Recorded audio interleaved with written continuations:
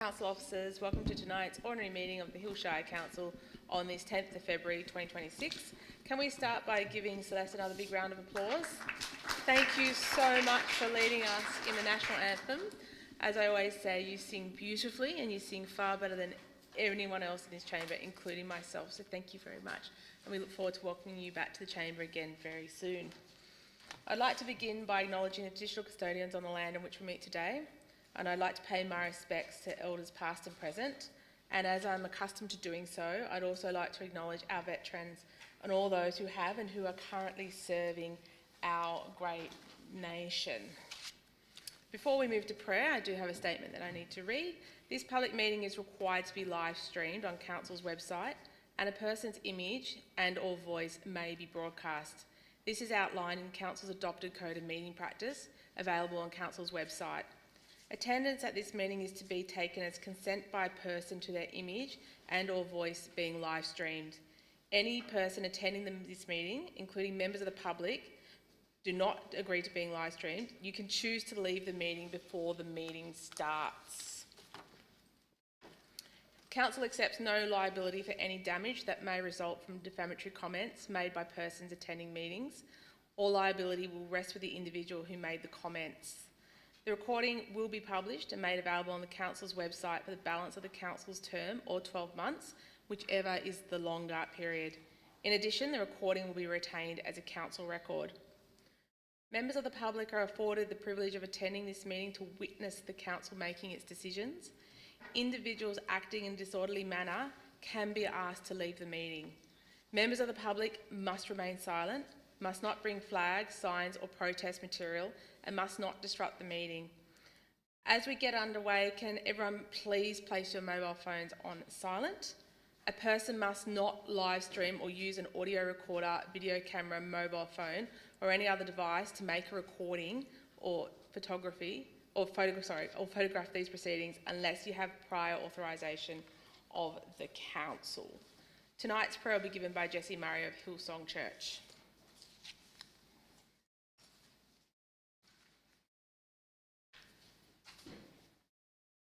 Thank you, Mayor. It's always an honour and privilege to be here.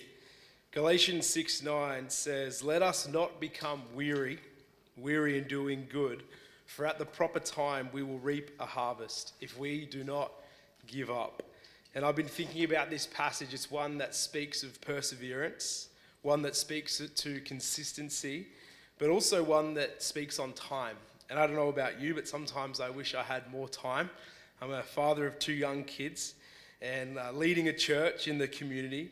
I don't know if you've seen the trend from 2016 of people looking back 10 years ago, but you know, one thing about time is that good things take time. I don't know if there's any coffee drinkers in the room, but you might not know this, that each coffee bean that you drank potentially today took 4 years to be planted, grown, watered, farmed, picked, washed and shipped. And so maybe the next coffee will be just that little bit better next time you drink it. But it's a reminder that the things that we do today have a huge effect on the future. And I love this verse because it says, "Let us not get tired in doing what is good, what is honourable, what is right, what is loving, what is kind." And if we are consistent in today, we can celebrate tomorrow. Let us pray with that thought. Lord, we thank you, God, for all the good in our lives. And God, we thank you for all the good that's happening around the Hills community, God, for every local church, every local organisation, for every leader, God, that is committing time to make this place healthier and more fruitful. And so, God, we just pray you'd bless them, provide for them in miraculous ways. And Lord, we thank you for the time you've given us, God. May we continue to persevere and use each day as effectively as we can. May we live grateful and thankful, God, for all that we have here in the Hills. And God, we thank you that the decisions that are made today are going to unlock great things for the future. In Jesus' name, amen. Thank you for your company tonight. Thank you for your company at dinner. We always love seeing you. And thank you for your reminder of the good things that are happening. And sometimes it's easy to focus on the bad stuff and not remember the good stuff. And I've never thought about coffee beans that much either. So tomorrow when I have my coffee, I will think about that. But thank you to you for being here and thank you for your service to our community. Item 1, confirmation of the minutes, ordinary meeting of Council the 9th of December 2025. Moved by Councillor Bonham, seconded by Councillor Blue. Is there any debate? No debate. I'll put those minutes. All those in favour say aye. Aye. As against, those minutes are carried. Councillors, are there any apologies this evening? Councillor Jetty? Madam Mayor, I would request an apology granted to Deputy Mayor Councillor De Messi and Councillor Haselton, and a leave of absence be granted. Thank you. Is there a second on Councillor Cox? Is there any debate? No debate, I'll put it. All those in favour say aye. As against, apologies are accepted and leave of absence is now granted to Councillor De Messi and Councillor Haselton. Thank you. Councillors, are there any declarations of interest this evening? No declarations of interest. We move to mayoral minutes.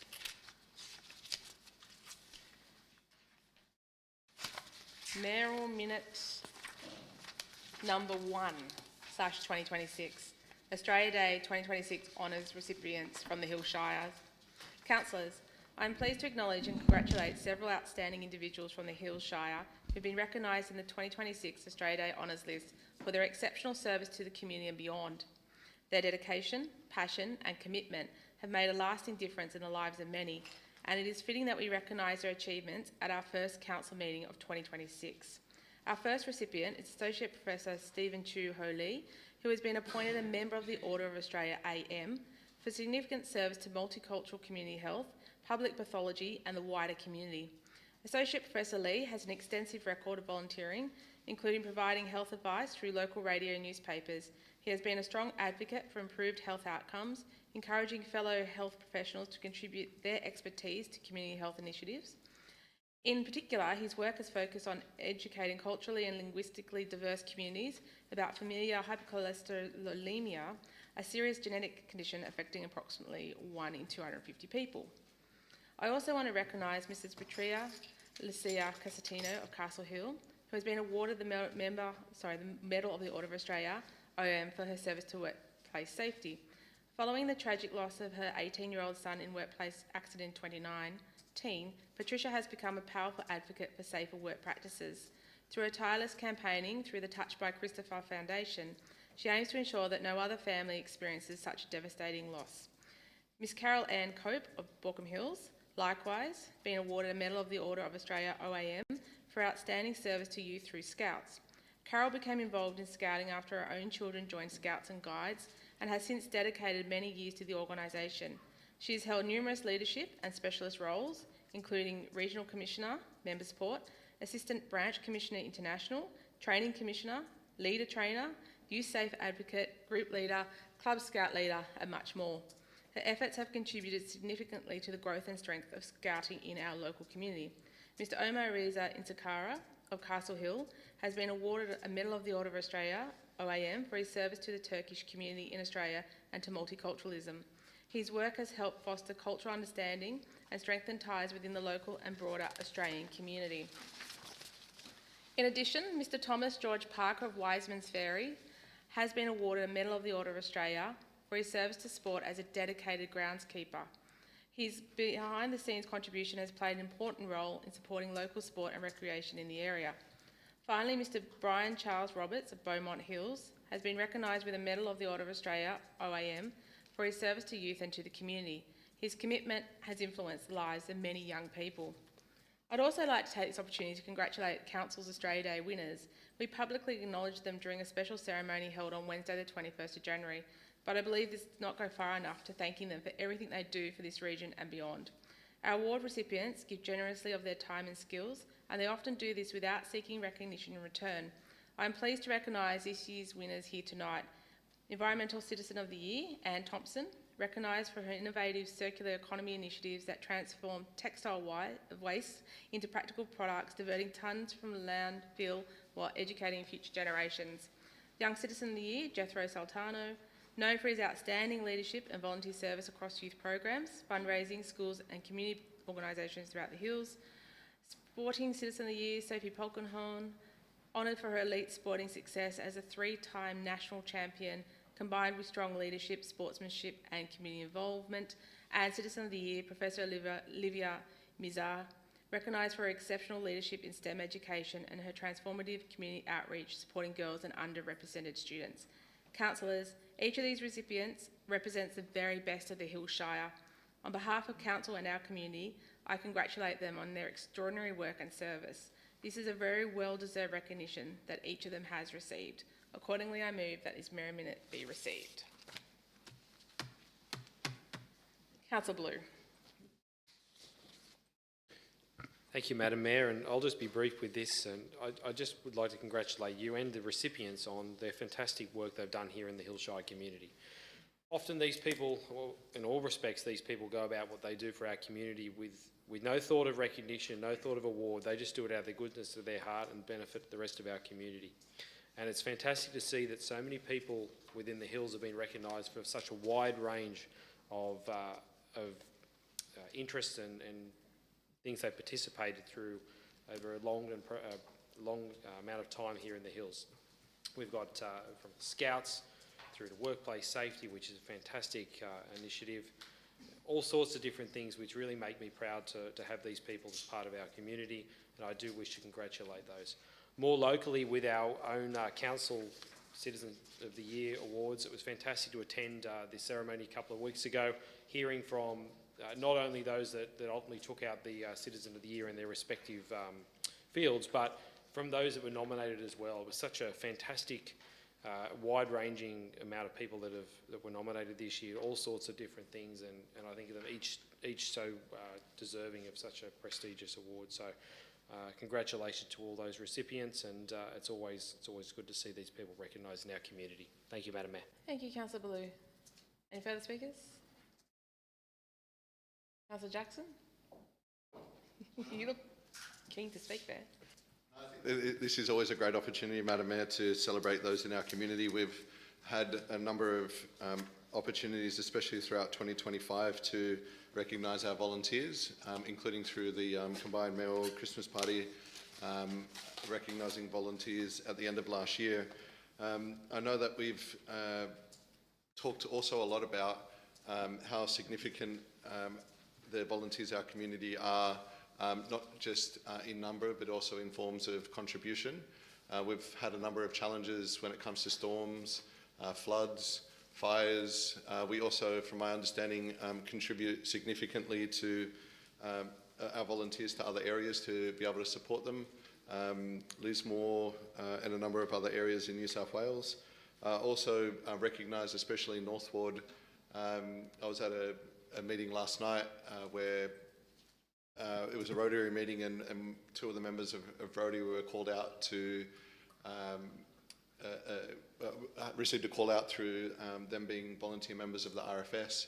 And I think sometimes we forget that we do have rural parts of our community where these type of services aren't by paid fireys or other members of the community, but literally by volunteers committing their time to be able to support, whether it's car accidents, fires, or other things similar to our volunteers in both RFS, the two other North Ward councillors that join me.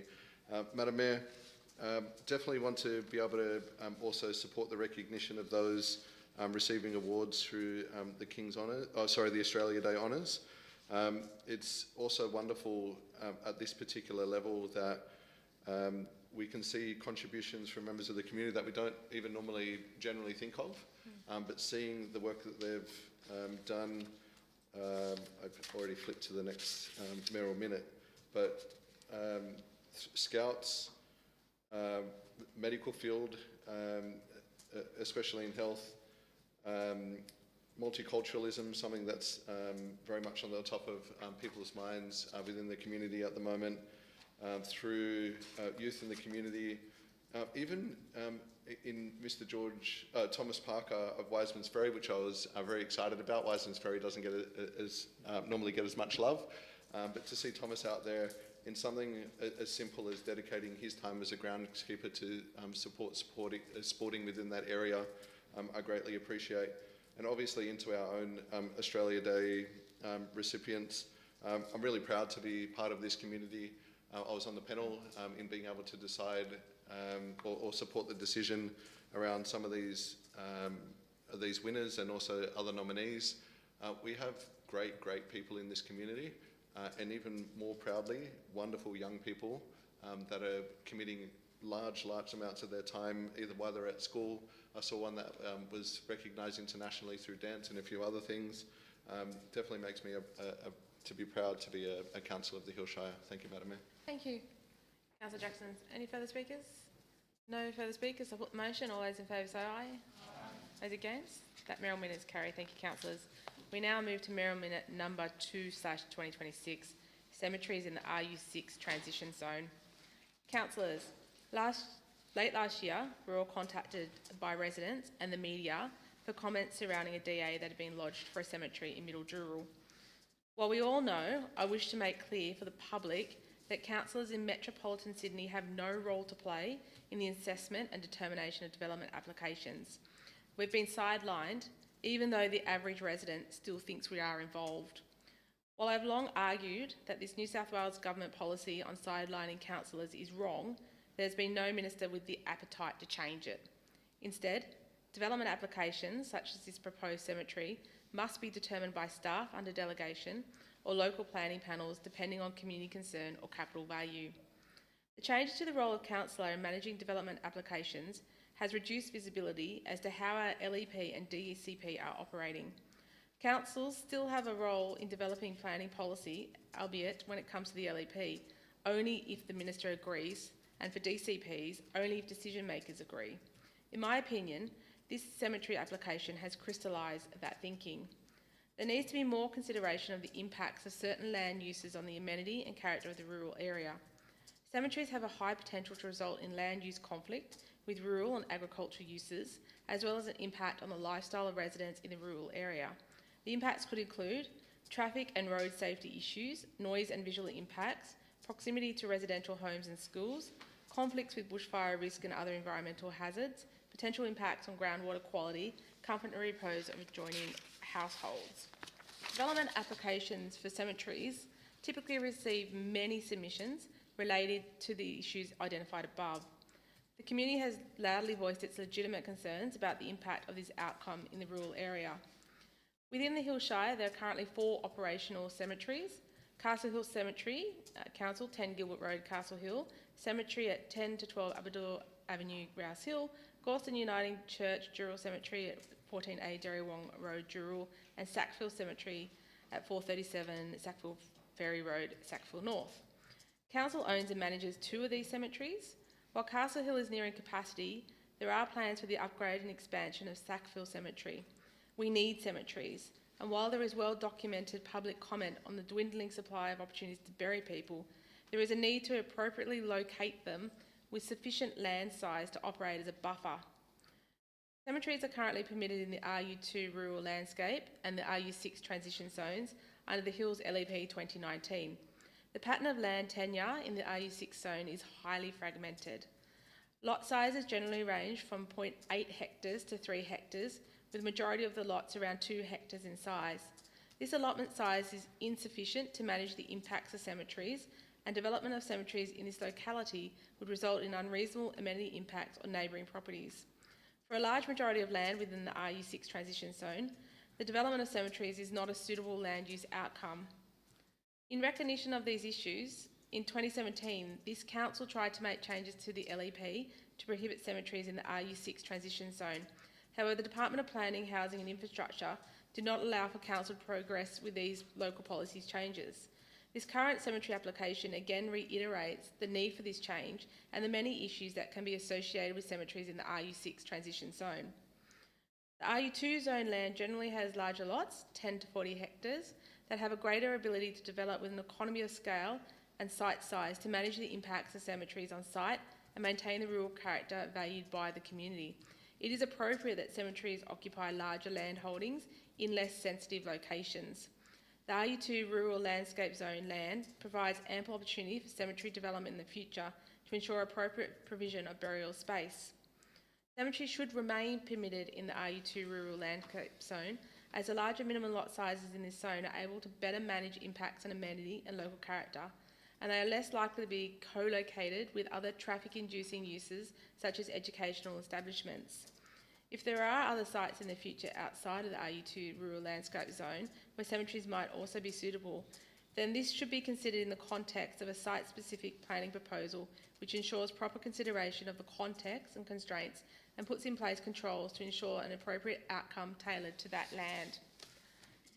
Such a move will not alter the assessment of the DA for the Middle Dural proposal. The transitional rules relating to amending LEPs only carry determinative weight as and when they are closer to finalisation, and that process is usually much longer than the time frame to determine any current application. Accordingly, I move that 1, this mayoral minute be received, 2, the General Manager prepare a planning proposal to make cemeteries a prohibited land use within the RU6 transitional zone under the Hills Local Environment Plan 2019, and 3, the planning proposal be reported to the local planning panel for advice. Provided the panel's advice does not warrant any material changes to the planning proposal, the planning proposal then be forwarded to the Department of Planning, Housing and Infrastructure for gateway determination. Councillor Blue. Thank you, Madam Mayor, and thank you for bringing this mayoral minute to the chamber on what is a very important and important issue for our community that is starting to become something, as we've seen by this DA proposal for Middle Dural, an even bigger issue. Madam Mayor, yourself, Councillor Jackson and the State Member for Castle Hill, Mark Hodges, attended a meeting with some residents regarding a current proposal for a cemetery in Middle Dural back in November, and we heard loud and clear just the issues that these types of proposals have and potentially have on our community. And you've done very well to list these here at the bottom of the first page of the mayoral minute. Madam Mayor, cemeteries could not be a more contentious development application that this council receives, particularly in areas where neighbours are in close proximity. They bring environmental concerns, they bring visual impacts, they bring changes to character and amenity, and we do have to consider the environmental impacts, particularly when they're located near water sources or creeks and tributaries. Madam Mayor, 2017, this was brought to this chamber as part of a planning proposal to remove place of worship and cemeteries from the RU6 zone, noting that they were issues that were being presented to the council at that point in time, and you've noted here that it wasn't accepted by the Department of Planning that period of time. I understand they were going through a statewide investigation or review of cemetery locations. As it was well noted at the time, cemeteries were becoming a type of facility that were dwindling in space within the across Sydney as a whole. Unfortunately, that wasn't accepted for this council, and we were left with cemeteries in the RU6 zone, and it's taken a number of years now to get that back on the page to do something with. The RU6 zone, in my opinion, is a zone that is many things to many people, and you'll see that if you look at the LEP for the number of permitted uses and the types of permitted uses. And I understand there's always going to be contention with whatever proposals put forward. Some people at RU6 like to think that means it's a rural zone and they've got their large acreage properties and that's the only thing that should be built.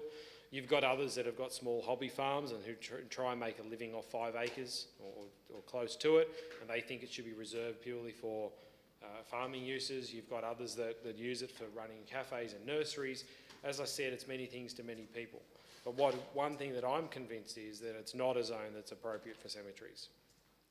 The biggest thing that I see, apart from the issues that I've listed before and in the mayoral minute here, is the proximity to residential homes, the proximity to those sensitive areas that can't be mitigated with small lots. 5 acres does not allow you a great deal of room to provide appropriate setbacks, manage your traffic appropriately on site, and really address those issues that I'm no doubt are going to be raised in any further cemetery DAs put forward within the RU6 zone. I'm not going to get drawn into the debate over my opinion on the DA for Dural, but I do wish to put on record that I do see that proposal there as highlighting and identifying the key issues that come with contentious development applications such as cemeteries.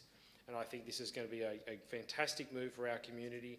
I already know the pressure has been building on councillors within this community to do something more in this space, make sure we get this right so we don't have continual problems into the future with these contentious DAs for cemeteries. We're not saying no to cemeteries in the Shire, we're saying yes to well-located cemeteries. The RU2 zone further out, sort of from Glenorrhea on, ideal location, larger lot sizes, plenty of space, and less contention with those applications. Thank you, Madam Mayor. Thank you. Any further speakers? Councillor Jackson. Thank you, Madam Mayor. I don't intend to duplicate anything that Councillor Blue has already gone over.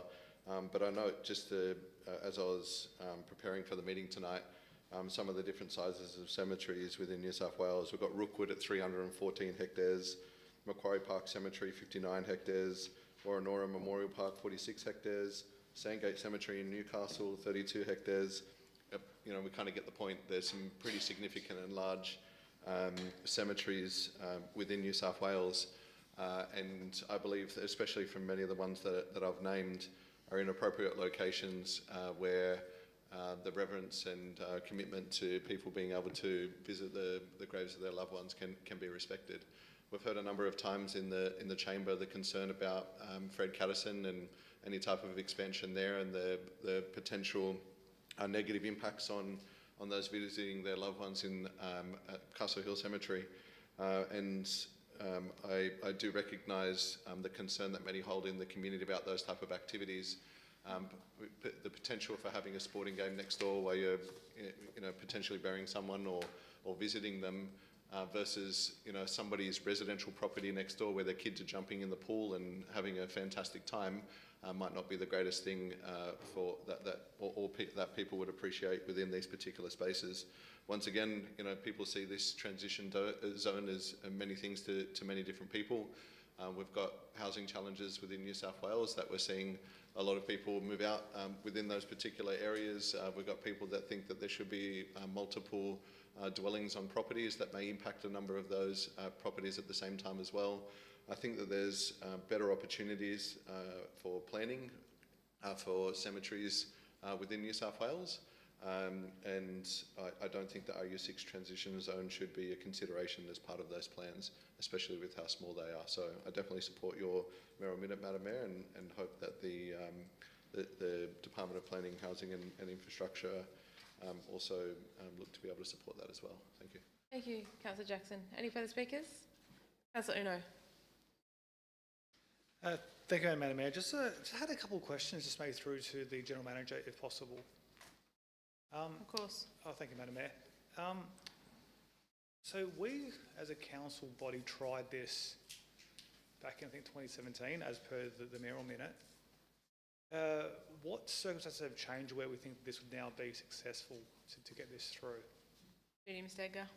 That might be one I asked for a little bit more background by the Group Manager of Strategic Planning, but my understanding it was one of a number of matters we put, and the department at that time supported elements of what we were putting, but not supported the cemetery removal at that time, possibly because of the work that was being done by cemeteries and crematoria under the previous government. But again, it's nearly 10 years ago, it's 9 years ago, so going for this single use with an example, and it'll be a test of whether or not that policy prevails or they see the merits of what we're suggesting in the mayoral minute. Thank you, Councillor Uno. Thank you, Madam Mayor. Look, so I rise in support of this mayoral minute. Madam Mayor, I definitely hope that we get a different outcome to what we achieved last time. And that's probably the purpose of the question, just to basically give this the best chance of success. Because I think the last thing that we want is to, we've got a lot of residents up in North Ward that will be definitely hoping that this goes through to protect their RU6 zoned land. And just so I think we just, whatever we can do as a council body to convince the Department of Planning of the merits of this change, I think we should throw everything at it. Thank you, Madam Mayor. Thank you, Councillor Uno. Any further speakers? No further speakers. I'll put the motion. All those in favour say aye. Those against, it's carried. Got two standing for a division. Yep, thank you. Hands up everywhere. Councillor, if you can vote on your keypads, please.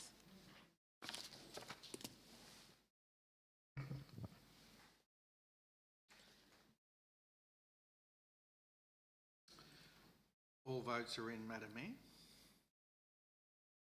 All votes are in. It is unanimous. That motion is carried. But for the tape recording proceedings, I'll read out the names of the councillors and how they voted. Voting in favour, Councillor Blue, Councillor Bonham, Councillor Cartwright, Councillor Cox, Councillor Casby, Councillor Gretsiva, Councillor Jackson, Councillor Jetty, Councillor Severage, Councillor Uno and myself, Mayor Dr Byrne. Thank you, councillors. We now move to the final Mayor Minute for this evening, number 3/2026. Proof that New South Wales Government has no care to govern for the growth of the hills. Councillors, recently residents across the Hills Shire received a brochure from Transport for New South Wales titled Sydney's North West Newsletter. The publication promotes what the New South Wales Government describes as a pipeline of major roadwork projects, inspiring community stories and the ways the government is shaping places to be vibrant, inclusive and connected. Well, it's inclusive to everyone as long as you're not a resident of the Hills Shire. At face value, the brochure is intended to reassure communities that growth across Sydney's northwest is being supported by major infrastructure investment. However, a closer examination tells a very different story, especially for the people of the Hills Shire living under buckling schools, roads and parking congestion. For our residents, this publication was not encouraging. It was a downright insult. Despite the New South Wales Government forcing the highest housing targets in the state on the Hills Shire, their brochure identifies no meaningful road investment within our shire. Unfortunately, this is nothing new from the government really. A lot of planning and not much doing. Of the 12 projects highlighted across Sydney's northwest, only one, an upgrade to transport connections around the future Rouse Hill Hospital, relates to the Hills Shire. Even that project is presented without a confirmed budget, delivery timeframe or clear milestones. In contrast, multiple projects located in neighbouring local government areas are already under construction or have been completed. The projects promoted in the brochure overwhelmingly sit outside our LGA and include the Richmond Road corridor upgrades across Blacktown and Hawkesbury, Garfield Road West, Central and East upgrades through Blacktown, the Pitdown Bypass and New Richmond Bridge in Hawkesbury, ongoing and future upgrades to the Northern Road in Hawkesbury and Penrith, and Townsend Road and Burdekin Road upgrades, creating a new 4-lane east-west corridor at Marsden Park in the Blacktown LGA, a project first announced by the Berejiklian government in 2019. These projects represent significant long-term investment, new bridges, widened corridors and major capacity upgrades, yet they are being delivered around the Hills Shire, not within it. These are all good projects, but why is there nothing for the Hills? Where is the upgrade of Windsor and Old Windsor Road and the upgrade and bypass of Annangrove Road to New Line Road? Where is the extra commuter car parking and the on-demand buses for Box Hill and North Kellyville? Where are the M8 and M9 orbitals? Where is the metro and road connections from Norwest to Parramatta? Transport for New South Wales can only promote the projects endorsed by their political leaders. I'm not sure who thought it'd be a good idea to spend tens of thousands of taxpayers' dollars letterboxing Hills residents about projects happening in Blacktown. Was this a direction from the Minister's office? Even where projects are referenced close to our community, the detail simply does not stack up. Proposed works along Windsor Road and Commercial Road at Rouse Hill are being described as being in planning, with no published funding commitments, no delivery timeframes, and no way for the community to assess progress. Similarly, the proposed Garfield Road East upgrade, now at the local government boundary, stopping short of the growth areas in Box Hill, despite these suburbs bearing the brunt of unprecedented housing development. This is not a minor oversight, it is a failure of fairness. Why is it that council is left to solve these problems? This is madness, this is political, and this is unfair. Again, the New South Wales Government has ignored the 20,000 signatures from our petition, seeking our fair share of taxpayer-funded infrastructure to support the highest housing targets in the state. For years, council has warned that population growth in the Hills is accelerating far faster than the infrastructure required to support it. Through council's Fight for a Fairer Hills Future campaign, more than 20,000 residents formally petitioned the New South Wales Government, calling for urgent investment in roads, transport and essential services. That petition reflected the lived reality of our community, increasing travel times, gridlocked local roads and infrastructure already under severe strain, even before tens of thousands of additional residents arrive over the coming decades. Instead of addressing these known and well-documented infrastructure shortfalls, the New South Wales Government has chosen to spend public money promoting itself through glossy brochures to residents who increasingly feel let down and are directing their frustration at council for problems driven by state government planning decisions. Roads are not optional extras. They are fundamental to safety, productivity and quality of life. The evidence is clear. Council has warned the New South Wales Government. Our residents have spoken, yet major road investment continues to flow around the Hills Shire, not into it. This imbalance must be corrected, and corrected urgently, before unchecked growth permanently undermines the livability of our community. The New South Wales Government is hosting a Northwest Community Drop-In session tomorrow from 10 a.m. to 3 p.m. at Schofields Village. As stated on Transport for New South Wales website, the purpose of the session is for residents of Northwest Sydney to ask questions, share feedback and stay up to date about major road projects in the area. Although this session is being hosted across the road in the Blacktown LGA, this session is supposed to be for all residents of Northwest Sydney. For Hills residents available during that time frame, I highly encourage you to attend the session and ask them what road upgrades they have planned for the Hills.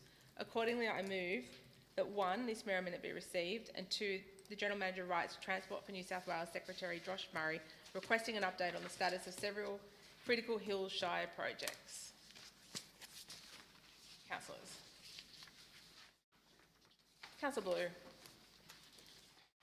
Thank you, Madam Mayor, and thank you for bringing this to our attention. And I have heard from a number of residents since that of this fantastic glossy brochure talking about everything that's happening in Blacktown, Penrith and Hawkesbury. And our residents are concerned that, 1, why they were letterbox dropped talking about all these successful projects that they have no benefit to, and number 2, where is the stuff for the Hills? Where's the infrastructure for the Hills? Madam Mayor, you and a number of councillors attended the Sydney Summit hosted by the Committee of Sydney on Friday in the city.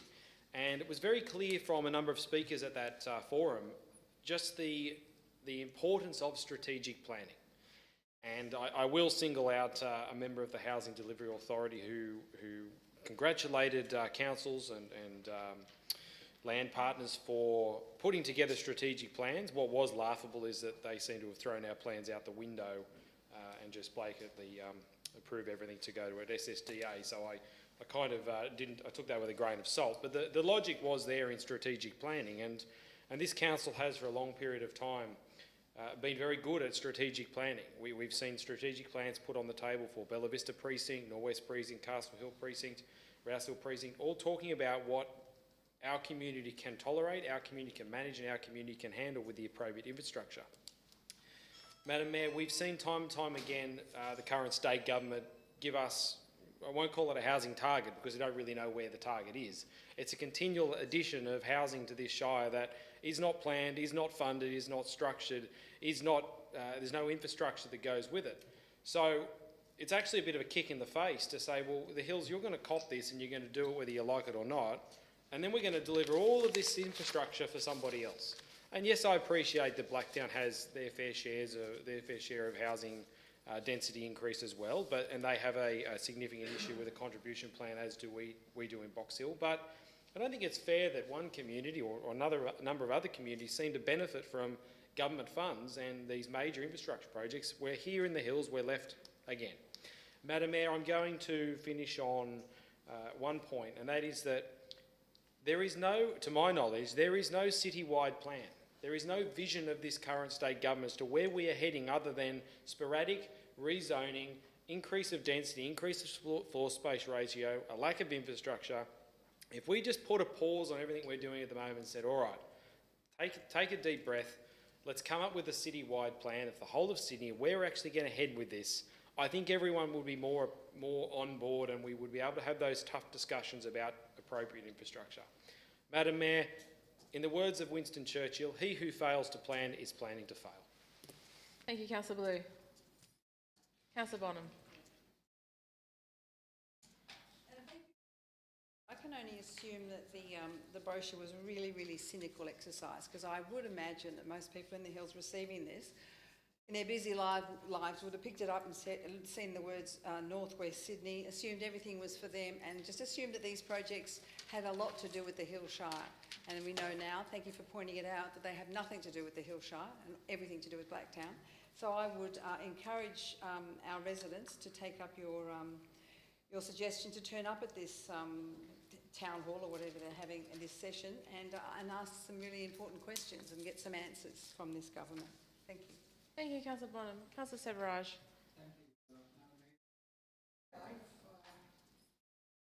The brochure It's the first time I've ever heard of the Department of Transport actually doing marketing activities.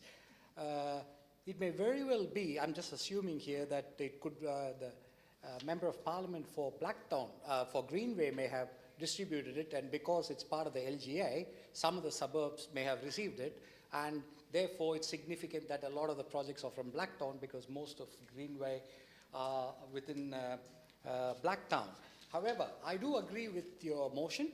I think we definitely do need to write to the Secretary of the Transport Department and ask about the updates for several of our projects. And in fact, I would actually go so far as to add that we also ask about the planned projects that you have mentioned, about the timelines of those planned projects, including, for example, some of the announcements that were made about the widening of the roads and so on.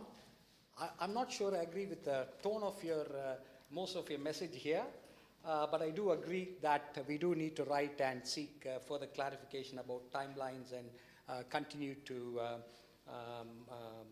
argue and ensure that some of the projects that have been announced already are completed, in fact, or in fact started. Thank you very much. Thank you. Councillor Uno. Thank you, Madam Mayor. I encourage councillors, if they're unsure about the officialness of this document, scan the QR code and see it takes you to the transportation website, transport.nsw.gov.au. You can see it clearly articulated and advertised on that website. So you can see that for some reason the department have forgotten about the Hillshire Council and thought that, they didn't quite obviously read the content of their own newsletter, and have decided to letterbox this to many of our residents that where it basically benefits no one. Just a question through to the General Manager, Madam Mayor. Yes, of course. Could you just direct me to the page of the brochure where it talks about the infrastructure improvements that support the TODs around Bella Vista, Kellyville and Castle Hill Showground, please? Miriam Secker. Madam Mayor, the projects that are in construction or planning in the document, the one that relates to the Hillshire is the one towards the back end being Rouse Hill Transport Integration Work showing Windsor Road between Rouse Road and Schofield Road. Okay. But, and does that assist the showground precinct? Through to you, Madam Mayor. Miriam Secker. Madam Mayor, there are no projects listed for the Hillshire, whether it be showground precinct or otherwise in this brochure. I might also add that the brochure in map form shows the commitment of the Garfield Road East to Windsor Road extending into Terry Road, and that has always been an acquisition for Transport for New South Wales. But as you can see in the project description in the brochure, that intersection stops short at Windsor Road. So I would say the only project directly related to the hills is the one I've talked about. Thank you, Mr. General Manager. And just a further question. In the Of course. a beautiful part of the Shire that is close to my home, West Pennant Hills and Cherrybrook, which does also also form part of Sydney's northwest. Obviously, we're aware that the Department of Planning has recently almost tripled the density around that metro station, Cherrybrook Metro Station. So what is Transport for New South Wales doing or have articulated to assist the residents of West Pennant Hills and Cherrybrook? Miriam Secker. Madam Mayor, well, it's not articulated in this brochure, but we've made, as councillors would know, we've made a submission around Cherrybrook. We've got a meeting with senior government officials about Cherrybrook, so Cherrybrook's yet to be finalised. In the package there's a list of infrastructure works for both government and council, and that would need to then form a contributions framework when and if the precinct plan is made. Thank you, Mr. General Manager. It's just, I think it's clearly evident from this glossy brochure that has many words but not really great substance. There is a clear lack, Madam Mayor, of any evidence, support from an infrastructure perspective to assist the thousands of new residents that are going to be calling the Hillshire Council home. This was the department's opportunity, Madam Mayor, to really showcase, to advertise, to promote what are they going to be doing for not only the existing residents of the Hillshire, but the thousands and thousands of new residents, Madam Mayor. We know that the TODs, the transport orientation developments around Bella Vista, will produce 11,600 new homes. Castle Hill, Showground, 9,500 homes. Around West Pennant Hills, my home, Madam Mayor, 9,000 dwellings. This is densities that are comparable to populations within the inner city of Sydney, Madam Mayor. This is outrageous, and this is incredibly disappointing. Unfortunately, Madam Mayor, our state governments are great with spin, great with gloss, great with print and ink, Madam Mayor, but when it comes to getting the runs on the board and providing economic freedoms, Madam Mayor, to be able to move around our shire and out of it for employment at ease, they have come up short, Madam Mayor.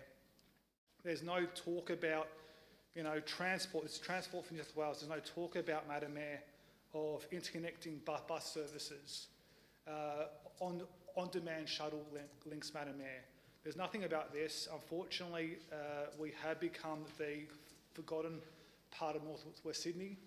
It appears that the state government believes that North West Sydney starts on the western side of Old Windsor Road, Madam Mayor, and that is incredibly disappointing. I look forward to seeing the response from the department in the coming weeks. Thank you, Madam Mayor. Thank you, Councillor Uno. Any further speakers? Councillor Jodie and then Councillor Seaver. Madam Mayor, this morning I received a phone call from a local resident saying that her kid was late to school by 32 minutes and missed his exam. And that was purely because the bus was held up in traffic from Windsor Road to Annan Grove Road to the school. Now this, we are talking about a kid. Imagine our residents being late to work. Not once, not twice, every day. Will that be acceptable? How does that make them look? But who is responsible for all this? I'll just take some of the names of the roads and everyone will probably understand where I'm going with that. Seven Hills Road, Annan Grove Road, Windsor Road, not to mention Terry Road, which probably becomes a choking point every day, every morning, every afternoon. New Line Road, a basket case, forgotten completely. What we are looking at is that this state government is making Hillshire a forgotten place, a place where everything can be dumped on, but when it comes to infrastructure, that can go outside and beyond to the neighbouring councils. Madam Mayor, my question is that why is this state government being so generous to give one meeting tomorrow? Let me highlight, it's a weekday, it's a Wednesday, 10 a.m. to 3 p.m., precious 5 hours. In those 5 hours in a weekday where our Hillshire residents, majority of them are occupied at their job working, will they be able to attend this session? Why is it that such a major decision-making forum is not taking place over the weekend? Why is it that the residents are not being given proper time to have their consultation and come in? I raised this point last year at the end of the year council meeting as well. This state government is running away. They are not giving our residents enough time to even reciprocate or feedback or give back their judgment. Now, even our own council actually gives more time to our residents in simply making a decision in consultation with them. Whereas here we are. So who are they wanting to come and attend these sessions between 10 a.m. to 3 p.m. Mums who are probably working part-time from home or in between getting ready to pick up their kids at 3 o'clock from school? Who are they attracting right now? Or who do they want not to attend and ask them questions about what is going on at the state government level, at the New South Wales traffic planning or the Norwest community drop-in session tomorrow? Who are they wanting not to attend? This is my simple, straightforward question, Madam Mayor. And I think I really, really congratulate you on your firm, very professional, and a direct tone to question the state government about what are they up to and why is it that the Hillshire residents are not getting treated fairly and squarely. Thank you, Madam Mayor. Congratulations again. Thank you, Councillor Jetty. Councillor Gatseva. Thank you, Madam Mayor. I will be brief and specific regarding the motion. So what I want to say first, the motion say prove that NSW government has no care to govern for the growth of the hills. So this is the brochure. The brochure, it's not a proof. So for me, it's not logical and consistent. Second, if we look at the purpose of the brochure, from 12 of the projects, 2 already in construction, 1 almost completed, and 9 of them in planning. So the purpose of the brochure, invite community for community consultation and get community feedback. And third, this is direction of the motion, which it says, in the motion, we say that this is only one project for the hills, which is, as per brochure, is correct. But in the direction number 2, we're asking general manager rights to transfer for NSW secretary, requesting update of the status of several critical Hillshire projects. So I think regarding our critical projects, this should be our council BIU activities. It should be not covered through the brochures or tracked on a general government website. So I will be not supporting this motion, unfortunately. Thank you. Thank you. Councillor Cartwright. Madam Mayor, you state that roads are not optional extras. They are fundamental to safety, productivity and quality of life, absolutely. You state that this is madness, this is political and this is unfair and it is downright insulting, absolutely. But what's insulting is that you've had 12 years of a Liberal state-led government. What has the former Liberal state government in 12 years, what have they done for the hills? What have they achieved for the hills that now the Labor government is now bearing the brunt? You state that there's a lack of extra commuter car parking and the on-demand buses in Box Hill and North Kellyville. Where are the M8 and M9 orbitals? Where are the metro and road connections from Norwest to Parramatta? I mean, and you state that for years council has warned that population growth in the hills is accelerating far faster than the infrastructure. Well, in 12 years, has a former state Liberal government thought that the population was just going to stagnate? Of course, population grows, absolutely. You launched the Fighting for a Fairy Hills Future. Now you're saying that, you know, the New South Wales government has chosen to spend public money promoting itself through glossy brochures for its residents. I mean, you have used at least 120,000 of ratepayers' money for the Fighting for Fairy Hills Future, and you've had 12 years of government. Thankfully, the Albanese government, through the Honourable Michelle Rowland, has been granted $200 million to widen Windsor Road including extra lanes and the intersection upgrades to ease congestion between Myland Road and Commercial Road. This year, finally, after more than 15 years in the making, the construction of the Rouse Hill Hospital is finally going to commence. So I find, and not to mention Box Hill, we've achieved a new primary school, a high school. So there is definitely progress in the hills. I think we've made more progress under this Labor government than 12 years of the Liberal state government. Thank you. Thank you. Councillor Cox.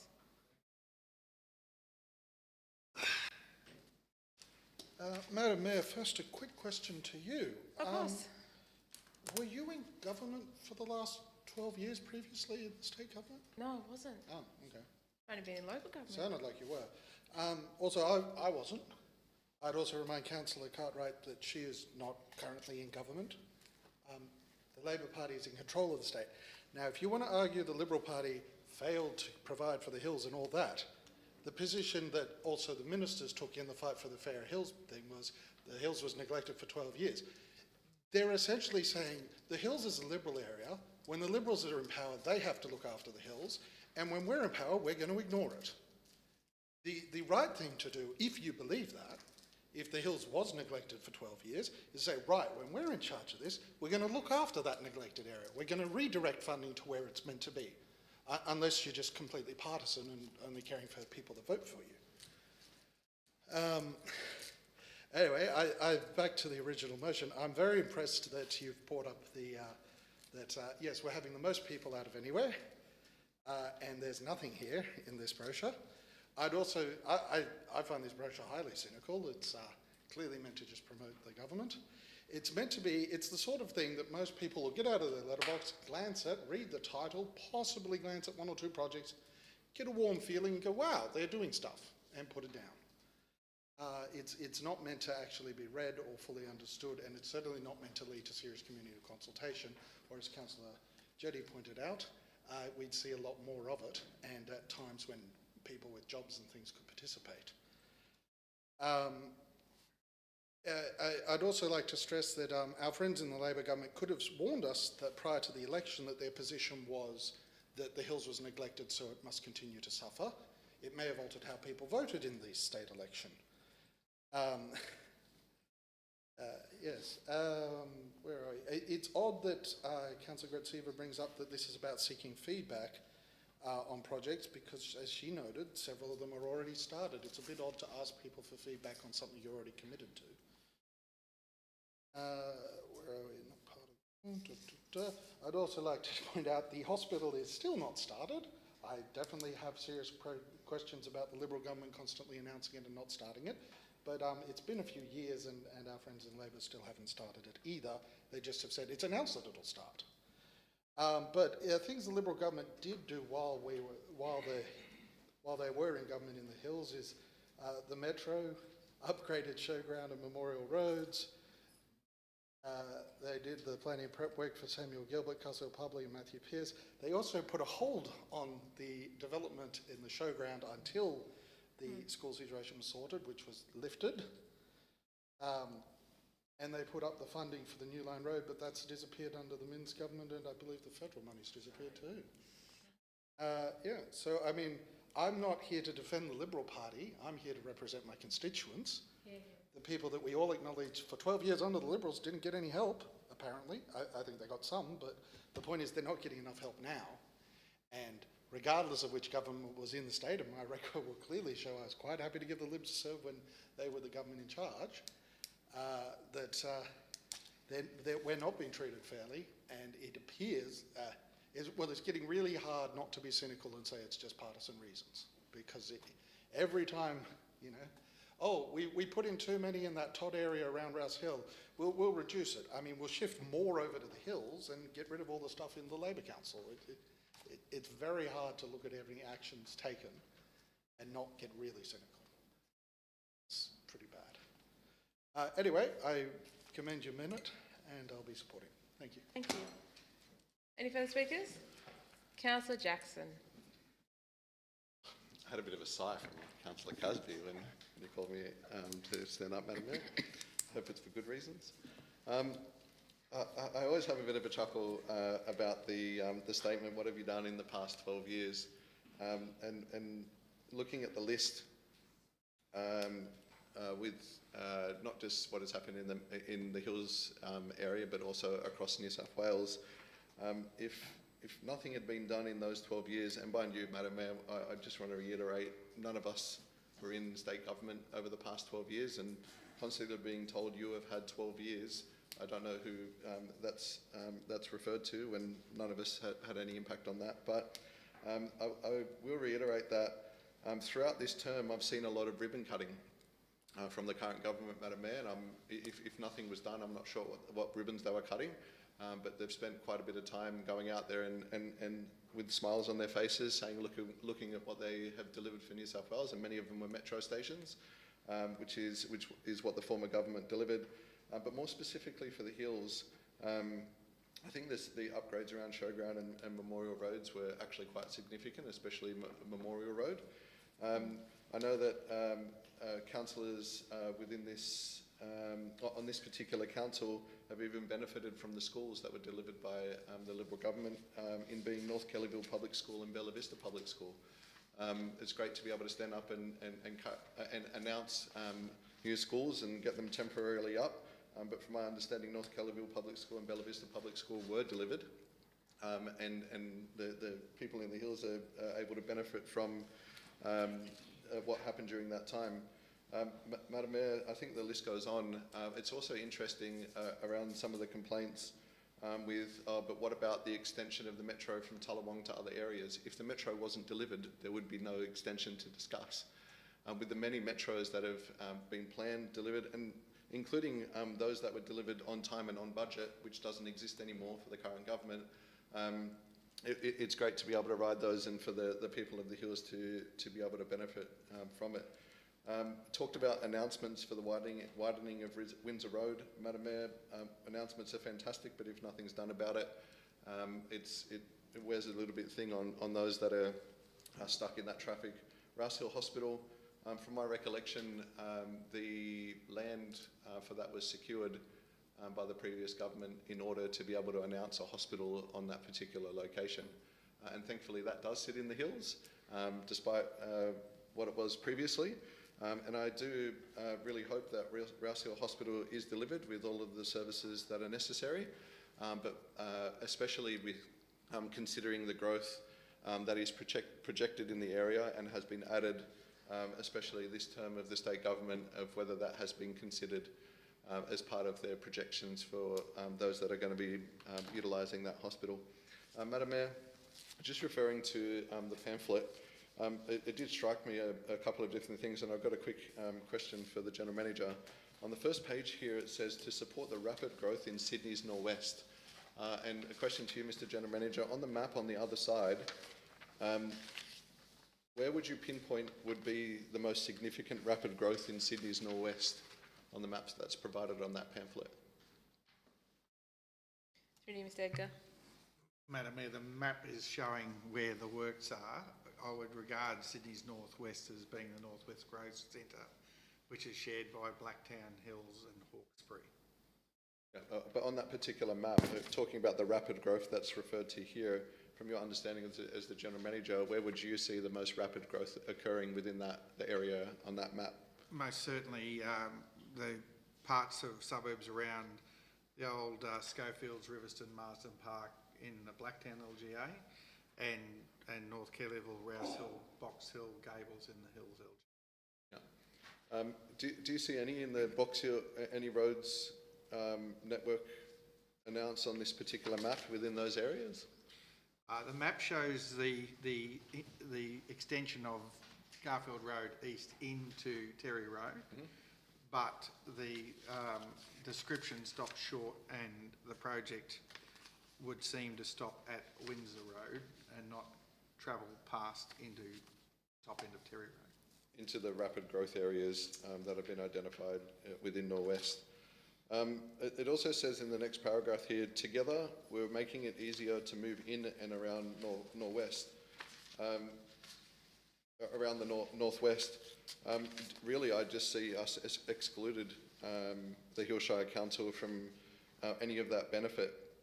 And, you know, when it says together, I really don't think that any of our residents, especially those who received it, and I've had a couple of conversations with residents that feel that we've deliberately been excluded of anything related to benefiting them within the Norwest, especially them carrying the heavier load with a lot more developments being proposed for this area. Madam Mayor, in the description here, Rouse Hill Transportation Integration, I've read it a number of times, and I don't know what that actually means.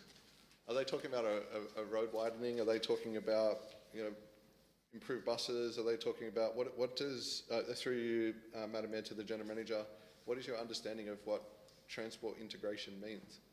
Mr. Edgar. Madam Mayor, I think it's probably as much as it's described in the brochure, but I would observe this, that it is very close proximity to the bus interchange, it's very close proximity to the metro station. It's really part of the Rouse Hill Regional Centre. You've got some pretty significant roads around it, being Schofields Road, but also Windsor Road. Certainly for us it would be Commercial Road. So given it's project in planning, we would expect that part would involve significant widening, significant public transport access into the hospital site, I would assume. I'd love to learn more about it, and I'll definitely be reaching out to seek some answers. On the last page here, it says, we'd love to hear from you. Madam Mayor, if I could recall correctly, in 2025, we got about 20,000 residents to provide their thoughts and opinions of what should happen in Norwest. And we took it to New South Wales Parliament, and from my understanding, we weren't listened to. Is that correct from your recollection? Correct. Yeah, Madam Mayor, I'm just wondering if we can add something onto a mayoral minute for us to be able to forward the petition, seeing that we've already done their work for them in wanting to hear from us, and forward the petition to them to be able to assist in their planning. Yeah. Fantastic. I think my time's up, Madam Mayor. We don't get extensions anymore. Thank you. The bell goes at 4 minutes. Warning, 1 minute to go. Oh, we've got 1 minute Yeah. to go. Well, that's it. I've wrapped up. Happy days. Thank you. Any further speakers? No further speakers. I'll put the motion. All those in favour say aye. Those against? It's carried. Got 2 for a division. Thank you. You can be seated. If councillors, you can vote on your keypads, please.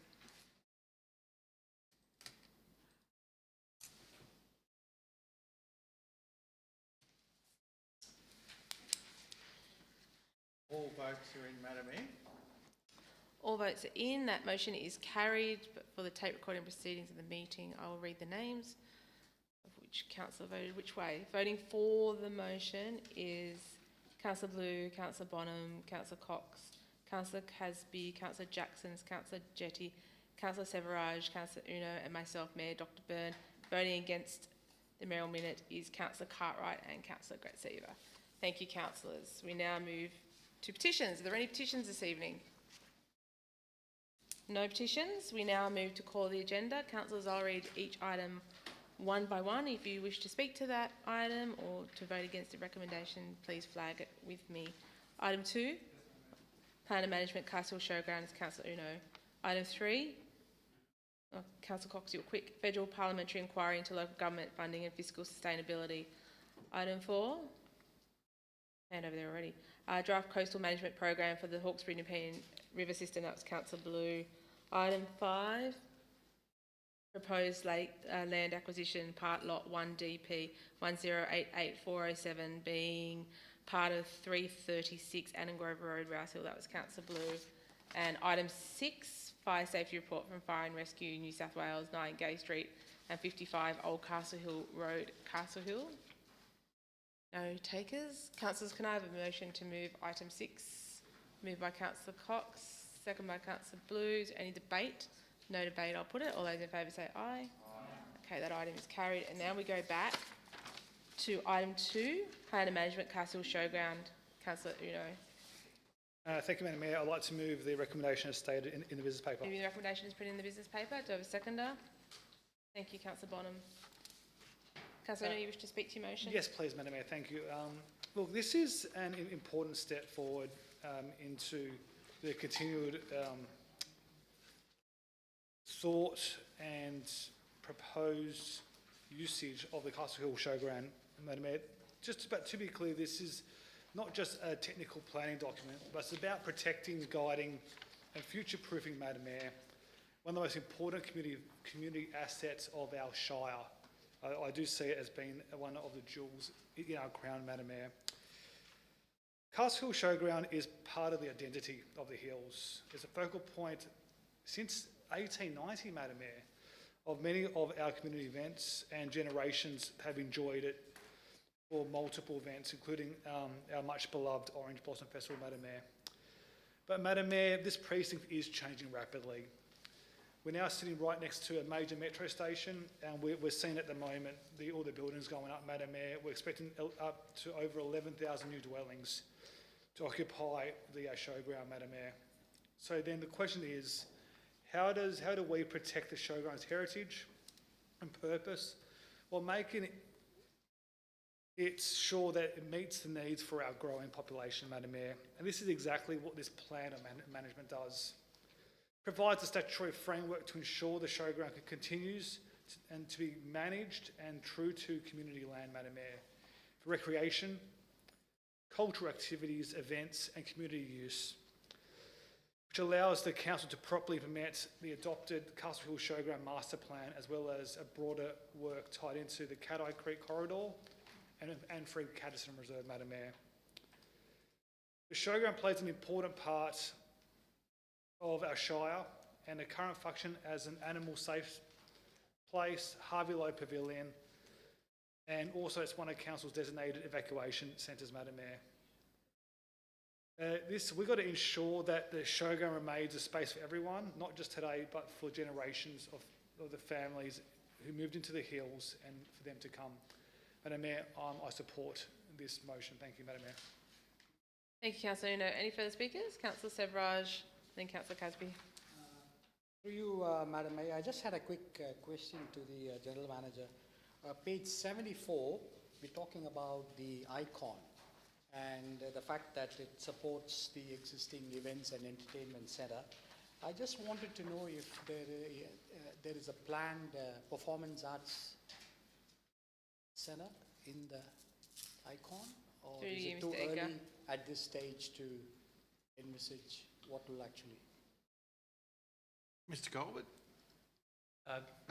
Through you, Madam Mayor, the reference to the icon is just an excerpt out of the master plan that's been adopted by Council for the showground. No plans have been developed in terms of what that built form might take at this stage. And it's effectively located there or thereabouts where the Harvey Lowe Pavilion is today. Thank you. Thank you. Councillor Casby, and then Councillor Gretseva. Thank you, Madam Mayor. I just wanted to start with a question, if that's okay. Of course. Through you to the General Manager. As I understand it, the generic plan of management for community Crown land has not yet been approved by the Minister. Can you confirm that this plan of management, as it's written in the document, only applies to the section of the Fred Caddison Reserve Master Plan that are within the areas described in section 2.1, so to do with the flyover bridge and the underpass, and not to do with the construction of the rugby fields 7, 8 and 9? Through you, Mr. Edgar. Thank you, Madam Mayor. I can confirm it's nothing to do with the construction. Rugby Field 7, 8, 9. It is about the showground. The plan of management deals with the showground's titles. But of course, there is a relationship with underpasses and potential with Fred Caddison, not the plan of management. Thank you. Look, there are a lot of really good things in this plan of management before us tonight, and it is an important milestone, as Councillor Uno has said. We need it in place before more detailed plans for the showground can be finalised. We all know the showground is tired and it's run down.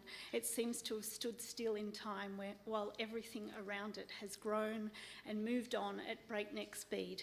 But this plan brings us one step closer to being able to see the showground really shine again and cement its place in the hearts and memories of not only long-term residents, but also the new families who are yet to arrive. I suspect those new residents will really treasure having this unique shared space right on their doorstep once the master plan is brought to life. This site has extensive history, 130 years of heritage from our agricultural past, and we can't underestimate the deep nostalgic ties our community has to this place. In reading through the attachments, the Castle Hill Showground Master Plan, the Caddo Creek Master Plan, it is obvious that Council understands the importance of community involvement and has put considerable time and effort into consulting with everyone from groups who've called the showground home for decades to the wider community. Council needs to ensure that we preserve what people love while delivering much needed modern community facilities that are more inclusive, have better access and cater to a much wider range of uses. And I think the plan makes it clear that Council intends to do so. Upcycling existing historical buildings and retaining their unique character is a respectful nod to the past while providing modern amenity. This is really exciting for the Hills. It's an ideal opportunity to reinstate our showground as the central community destination in the Hills. We don't have an entertainment centre anymore, and a rejuvenated showground could significantly fill this void as an exciting outdoor entertainment precinct, injecting new energy into Castle Hill as a vibrant, connected cultural space for the arts, for exhibitions, for markets, performances, live musics, food festivals, sporting events. And because it's ideally located right on the doorstep of the metro, we have a chance to make this a truly people-centred place with large pedestrianised spaces that prioritise walking, cycling and public transport. I'm also pleased to see a sustainability focus with energy and water saving initiatives and a clear intent to balance commercial interests with community needs. Keeping advertising temporary, local and to a minimum is a great start. The planned rehabilitation of Caddo Creek and the riparian area will be a highlight of this area. Nature provides us with such valuable gifts in the Hills, and restoring the ecological and recreational value of the waterway to give residents a river experience is a fantastic goal. Seeing the creek described as a key asset gives me great hope that this project will set a benchmark for urban waterway rehabilitation. Much of our community are thrilled that we have platypus living in the Caddo Creek. Because this site sits at the headwaters, everything we do here has the potential to impact the entire waterway through Fred Caterson Reserve and all the way out to the mouth of the Hawkesbury. So I really welcome the focus on ecological care and restoration, and it's wonderful to see not only the protection of the creek emphasised in the Caddo Creek Master Plan, but also the intention for natural elements to be celebrated and embraced as a feature that will contribute to the well-being of our residents. I was also heartened by the proposal to create an engineered wetland in the top corner of the community paddocks area. As well as providing a functional solution to local flooding issues, it will undoubtedly play a role in supporting local biodiversity. We are losing wetland habitat across the state at an alarming rate. The Riverston wetlands nearby, critical habitat for migratory shorebirds, is currently slated for destruction.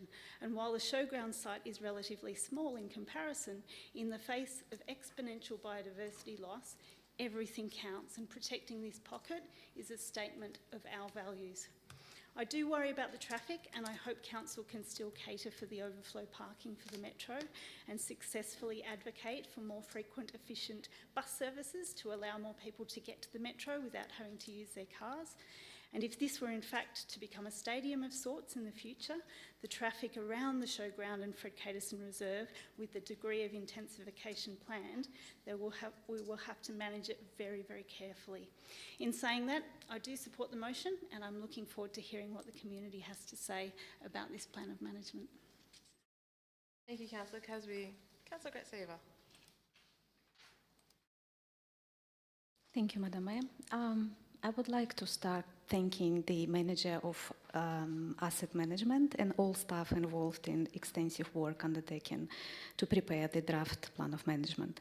I would also like to acknowledge and thank external planning consultants who prepared the draft plan and recognize the multiple stages of review and refinement that have occurred over several years to ensure that document is robust, compliant, and fit for purpose. I support what just Councillor Una and Councillor Casby said, and I'm not going to repeat that it's a very important project, but I would like to comment the showground arena under master plan, and I think the plan also allows council to realize the most of significant investment in the area in the new infrastructure as showground arena. That media coverage of future arena has constantly highlighted importance of a sub-regional facility that responds to strong population growth and need for high quality, accessible community spaces. It's also been recognized as key part of transforming showground into well-connected destination for sport, events, and community activity. Those new facilities will be used as a wide range of groups, from local sporting clubs and community organizations to cultural events and, when needed, emergency response, making showground more accessible, more useful, and more resilient into the future. It will also bring additional revenue for our council, I believe. So putting this draft plan on public exhibition gives our community the chance have their say, and I encourage residents and user groups and other stakeholders to take their time to review it and share their feedback. I genuinely hope the community will support this project because it's about looking after much loved space and making sure it continues to belong to everyone now and into the future. Once again, thank you to our staff and consulting team for care and commitment that gone into this extensive work. I support placing draft of plan of management on public exhibition and look forward to hearing from the community as we shape the future of Castle Hill Showground together. Thank you. Thank you. Thank you very much. Any further speakers? Councillor Jodie. Madam Mayor, wonderful, wonderful report and wonderful work, much awaited. I'm just trying to bring and point out one point just before I make my statement.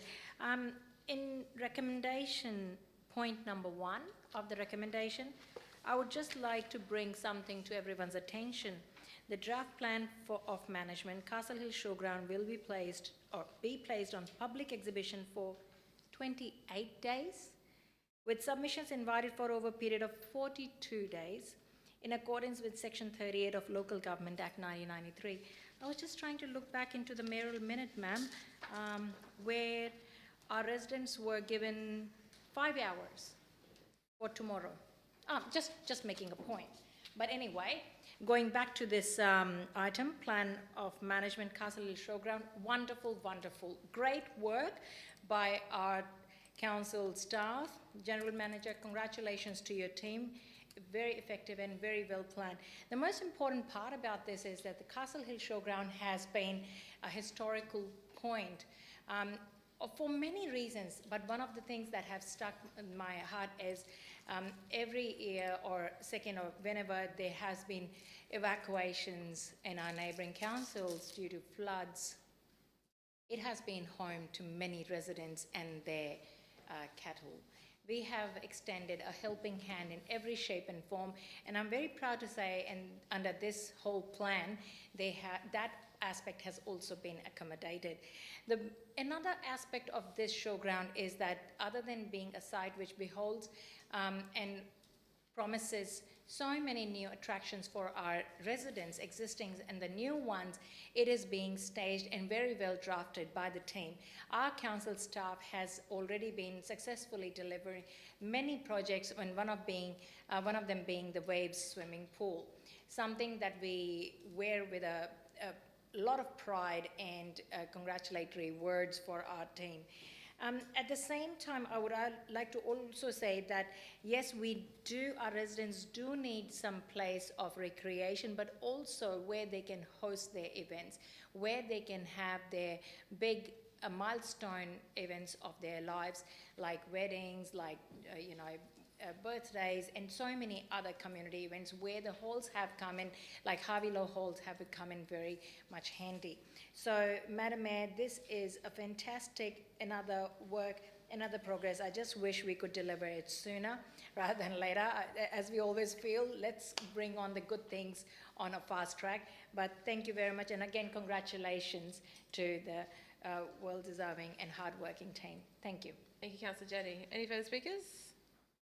No further speakers. Councillor Uno, your right of reply.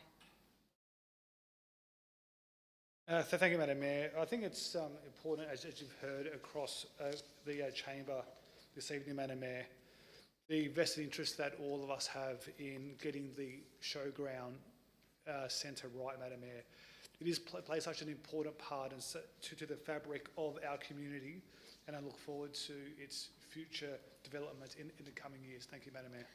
Thank you. We're on item 2, Plan and Management, Castile Showground. We've got a motion moved by Councillor Uno, seconded by Councillor Bonham.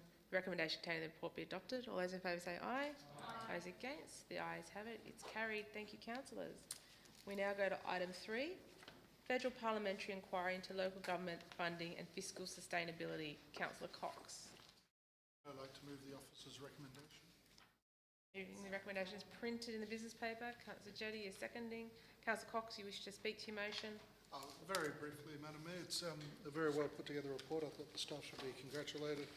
I do like that we're focusing very much on the cost shifting funding arrangements and the developer contribution frameworks and the other things that have been causing us no end of grief. Broadly speaking, I'm hoping this will change things, but I hope it doesn't devolve into just a talk fest, but hopefully we'll see some real change in these areas that have caused us so many problems. Yeah, just reading all the effort that staff have put into the submission, really wanted to team Strega for all. Thank you. Thank you. Any further speakers? Councillor Severage, and then Councillor Uno, and then Councillor Seaver. I note that in page 294, we're talking about the financial impacts of what is recommended, and the required funding is 278,333, and of course the Riverside Collaborative Implementation 348,035, and it says funding for these actions have not been provided in Council's adopted budget. However, when I looked at page 298, I note that the right one.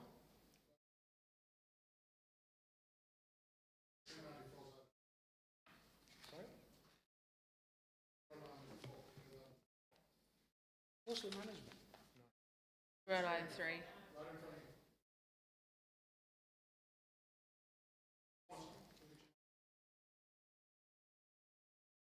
Is that what you're talking about? Item 3.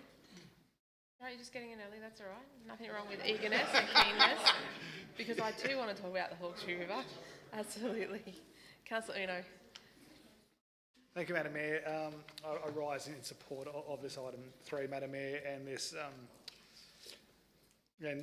report and response that we're giving to the Federal Government Parliamentary Inquiry, Madam Mayor.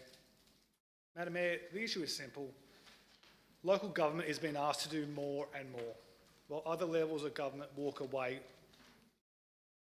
from the bill, Madam Mayor. Across New South Wales, we are seeing increased cost shifting where responsibilities that should sit with either state government, Madam Mayor, are being pushed onto councils without proper funding. Councils are being left to maintain roads, community facilities, Madam Mayor, stormwater systems, parks, libraries, and supporting services, while also trying to keep up with explosive population growth, Madam Mayor, as we outlined in your very well described mayoral minute, Madam Mayor. The growth in areas like the Hills Shire, the pressure is relentless. Our residents expect safe streets, quality parks, well-maintained sporting facilities, functioning drainage and community infrastructure that keeps pace with development. It's not fair, Madam Mayor, that the established areas of the hills, Castle Hill, Borkham Hills, Crestwood, Kellyville, have these facilities whereas the newer suburbs of our shire go without or wait decades, Madam Mayor. But we cannot continue to deliver to this standard of what our community deserves if the state government continues to handball responsibilities without funding. Put simply, ratepayers should not be the state government's backup funding plan. This is why fiscal sustainability matters, Madam Mayor. A fiscally strong council is not just a nice to have, it is essential. It protects our community from declining service levels, protects us from long-term infrastructure backlogs, and ensures growth doesn't come at the expense of livability. Madam Mayor, the Hills Shire has a responsibility to speak up. We need funding arrangements that are fair, sustainable, and reflect the reality of what councils are being asked to deliver. I strongly support the report and commend it to council. Thank you, Madam Mayor. Thank you. Councillor Gretz-Stephen, then Councillor Jetty.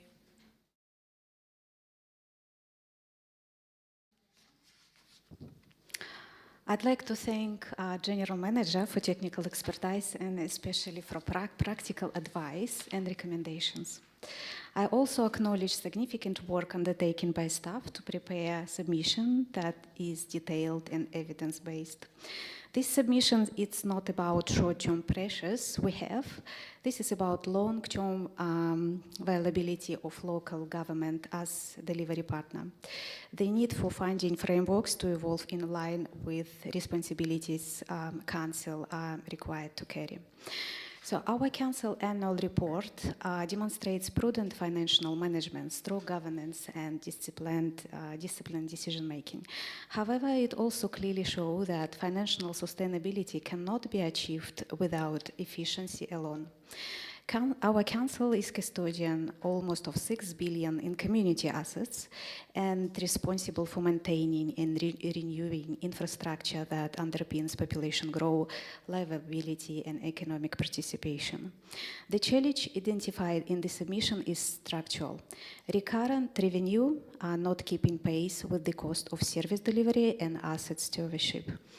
Financial assistance grants remains the only untapped Commonwealth funding stream available to councils. While they continue to exist, the submission clearly identifies that their real value has not recovered from 2014-2017 indexation freeze, and that current indexation does not reflect local government cost drivers. The recommendation to restore FACS to at least 1% of Commonwealth taxation revenue with adequate indexation directly responds to this issue. Without this reform, Council with a high growth and large asset base will continue to face structural operational gaps despite responsible financial management. Submission highlights that rates provide stability, but put the current rate peg framework does not recognize major cost pressures, including insurance, utilities, cybersecurity, environmental compliance, and climate-related impact. Accordingly, we recommend a standardized rate peg methodology that better reflects the cost of delivering of contemporary local government services and streamline time-box special rate variation process that enables timely, transparent consideration of revenue needs alongside community affordability. These reforms would improve certainty for councils and communities alike. Submission also provides clear evidence that many statutory fees and charges no longer reflect the cost of service delivery, with some remaining unchanged for more than a decade. Regular audit and indexation of statutory fee is recommended to restore cost recovery and equity. Stormwater funding is a specific example. The resident stormwater charge has been capped on $25 since 2006, while council spent more than double what is collected in recent years to maintain and renew network valued at approximately $464 million. reforming the stormwater charge to align with construction cost, allow indexation, is necessary for prudent asset management. Submission identifies the developer contribution framework as a significant risk to infrastructure delivery, particularly in high growing areas as ours. Contributions thresholds that have not changed since 2012, lengthy IPART review process, restrictions on eligible work have resulted in submission and finding gaps.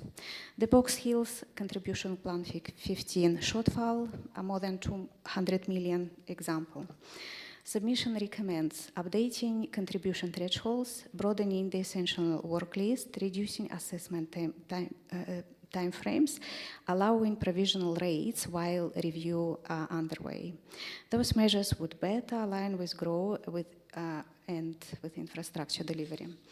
This submission also identifies barriers beyond funding, including utility relocation, consuming up the half of the major project budgets. Persistent workforce shortages in engineering, planning, and project management.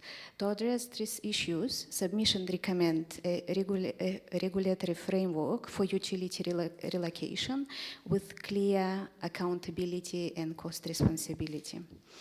In conclusion, this submission reflects the operational reality of local government and responds directly to the inquiry terms of reference. It demonstrates that sustainability requires structural reform across funding, revenue, delivery framework, not simply improved efficiency at local level. I support the submission and recommendation it contains. Thank you. Thank you, Councillor Grexeva. Councillor Jetty. Thank you, Madam Mayor. Madam Mayor, we take a lot of pride in saying that at Hillshire Council we are one of the best councils, not only in Australia, but probably in the whole world when it comes to being fiscally independent and self-reliant. But I think that has always gone against us. Just because we are more fiscally responsible, more financially prudent, we have been taken up with a perspective and an attitude by the state government, you can do it all on your own. That's all right, you will look after yourself. And for that, I would like, actually, specifically, bring to everyone's attention to page number 226. 226, where it says risks associated with the delivery of infrastructure. If at all our residents have not had time to read all the business paper, this particular paragraph is for them, because it clearly outlines that the risk that we as a Hillshire face, and which has not been looked at by the state government. This is a letter from our General Manager to the Honourable Emily Sewell, MLC Chair, and the Standing Committee of the State Development. And if we read on page 227, it clearly says the problems, the acquisition process and the land prices are often beyond council's control. Additionally, the timing and outcome of IPART's review of these plans are uncertain, and the review of the endorsement process can take up to 2 years, resulting in cash implications and not having sufficient population to recover costs. So for us to go back to our residents and say that this infrastructure has not been delivered, it is not us who is a roadblock. It is not the council that is the roadblock. But further, the final report released in IPART in 2024 April indicated that the council must alternatively funding, we must find, that is the council should find alternative funding for 122 million shortfall. So this is the expectation of the state government from a council that has been financially prudent and fiscally responsible. So should our residents be aware of this? I'm pretty sure they should. They should know that this shortfall actually continues to grow as more developments occur before the plan is adopted by the council after its endorsement by the Minister for Planning and Public Spaces. So at the time of writing of this, they had a response, but still no money. So, Madam Mayor, my question to the state government, in addition to what our General Manager has very clearly outlined, is that where is the reward for those councils, especially the Hillshire Council, where our council is doing the right thing by the residents and trying to be self-reliant and self-independent and financially prudent. It should not come back as a double-edged sword to us to work hard and then pay back as well. But at the same time, Madam Mayor, again, I would like to congratulate our team for their very hard work that they put in day and night and make us proud to be here as a councillors for the Hillshire, and our residents feel comfortable that yes, their money is being looked after. But at the same time, the question is back for the state government to respond. Thank you, Madam Mayor. Thank you, Councillor Jetty. Oh, hands are rare. Councillor Severage and then Councillor Casby. Point of order, Madam Mayor. I believe Councillor Severage has already spoken on No, this. I haven't. It was speaking on the wrong item. Yes, I was a little That's okay. You have not technically I spoken just wanted on to this item. clarify, I think there was a statement made about IPART, talking about lower costs and therefore there's a shortfall. I believe that was actually done by the previous government. The shortfall actually occurred, not during the current government. The whole process of IPART and the low-cost contribution, and then the state government now, after 23 is just carrying on with it. I understand that there is a shortfall, but I don't think that we should be blaming just the current state government. It's an ongoing problem which has been going on for a few years. Thank you, Councillor Blue, and then we'll go to Councillor Casby. Yeah, thank you, Madam Mayor. Just further to the commentary there provided by Councillor Silverage around Box Hill, what I'd like to outline is that it was a previous Labor government that introduced gap funding more than a decade ago, and whilst the former state government acknowledged the concerns in Box Hill and that they were growing, we're providing continual grants to try and cover the gap through a local government infrastructure scheme. There are a number of grants that were achieved by, or were successful from this council to address that concern. But come March 2023, most of those grants have now wound up. So as far as, it wasn't caused by the current government, but they haven't really done a lot to help us out with it. Thank you. Thank you for that clarification. Councillor Casby. Thank you, Madam Mayor. I support this motion, and I thank the General Manager for his very comprehensive submission to the House of Representatives Standing Committee. Just in relation to what Councillor Selvaraj and Councillor Blue just said, I believe, I don't know that this is blaming either sides of government. It's just talking about the failures of funding, the structural framework and the failures of funding to local government on the whole. I'm not going to talk about the points in detail. It's all there in the submission for everyone to read, but I will say that it's so clear that the complex way that councils are funded is simply not sustainable. Local government is the closest level of government to the communities that we represent. Before I became a councillor, I admit I completely underestimated the breadth of services that council provides. Many of them I'd previously taken for granted. Long gone are the days where it's just roads, rates and rubbish, as gets repeated to us as a mantra. Now, councils provide essential local services like libraries, childcare, aged services, sports grounds and facilities, parks and community centres, e-waste and chemical collection days, educational workshops, large community events, and they make important decisions that shape the future of our built and our natural environments. Then there are the increasing compliance requirements for cyber security, catastrophic blows to council's budget through sudden hikes in the emergency services levy, and council fees that haven't been indexed to inflation for years. It's also staggering that council has to foot the bill for the eye-watering cost of moving utility services when roads are upgraded or we're trying to put in roundabouts. Councils are increasingly being asked to do more with less.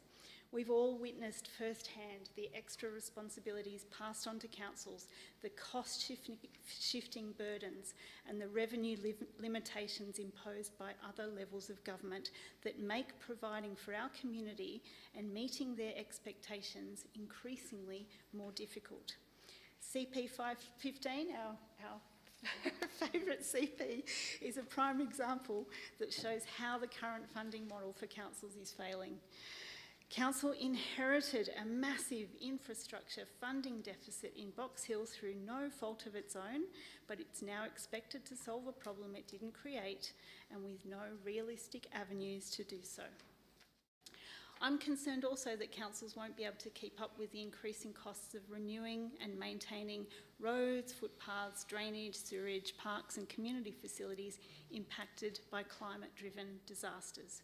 The recent Costs of Climate-Driven Disasters and Local Government Revenue briefing note by the Australia Institute states that climate change is making natural disasters more frequent and more intense and subsequently increasing costs for local governments.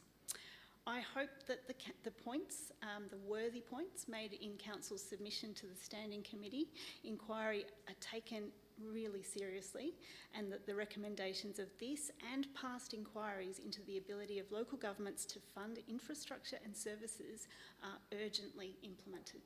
Thank you. Thank you, Councillor Casby. Any further speakers? Councillor Jackson.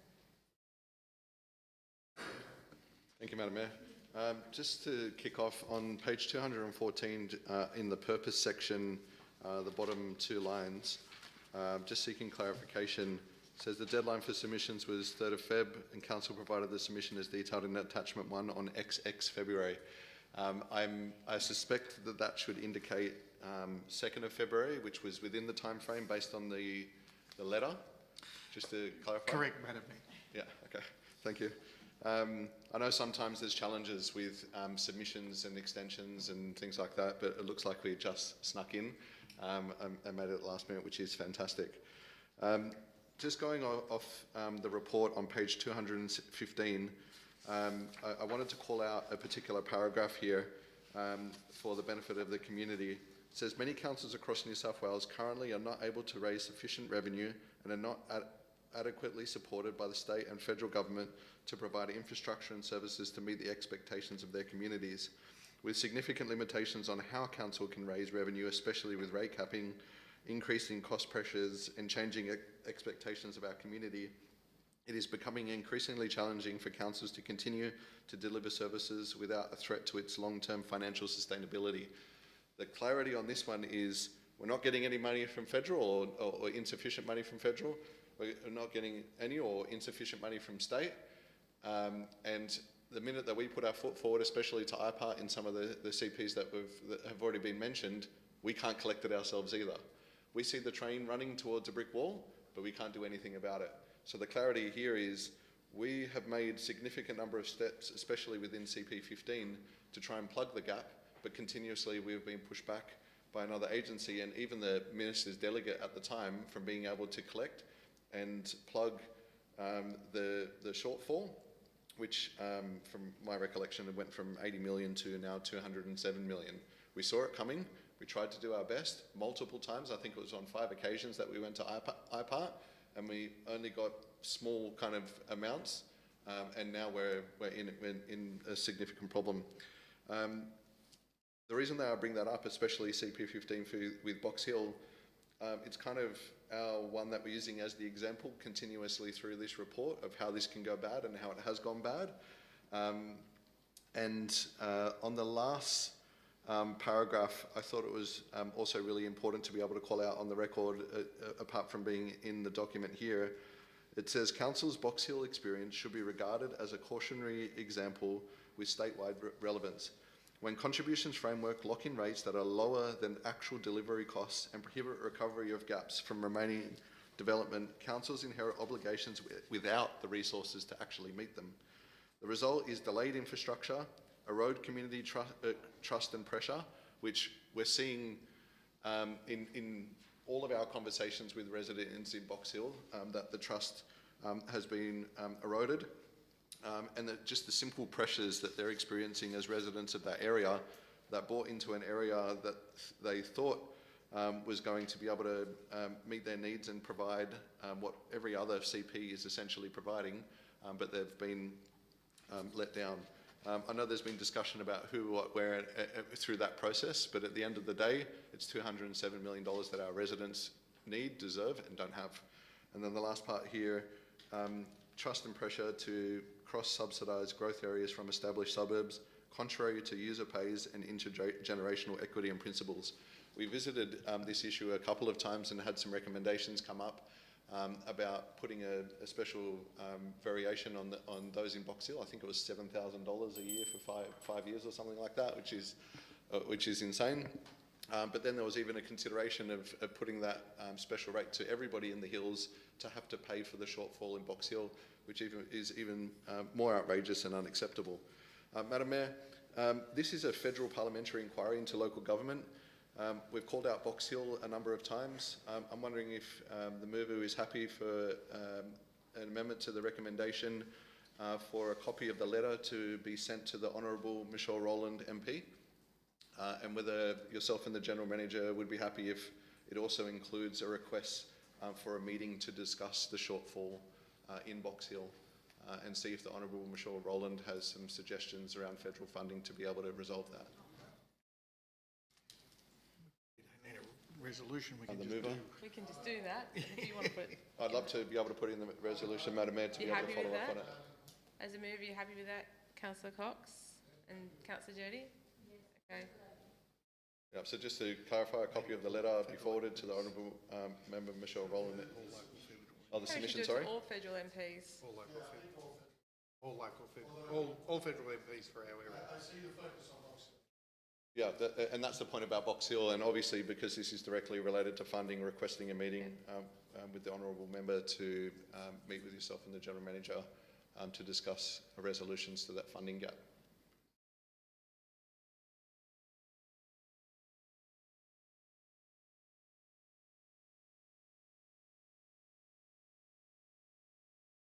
Happy with that? No, And just you the want to additional request a meeting? request a meeting to discuss specifically CP15.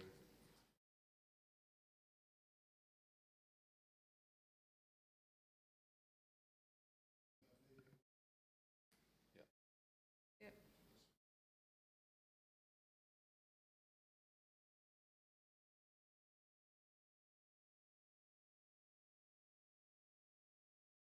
Michelle Rowland, MP, to discuss the funding shortfall within CP15.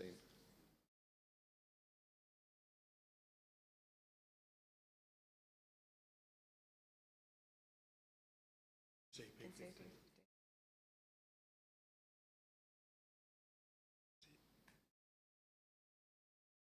Okay, we've got an extra M floating around too.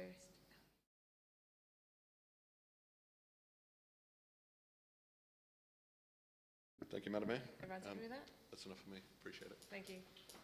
Any further speakers on this item? No further speakers. Go back to councillor Cox. Your right of reply.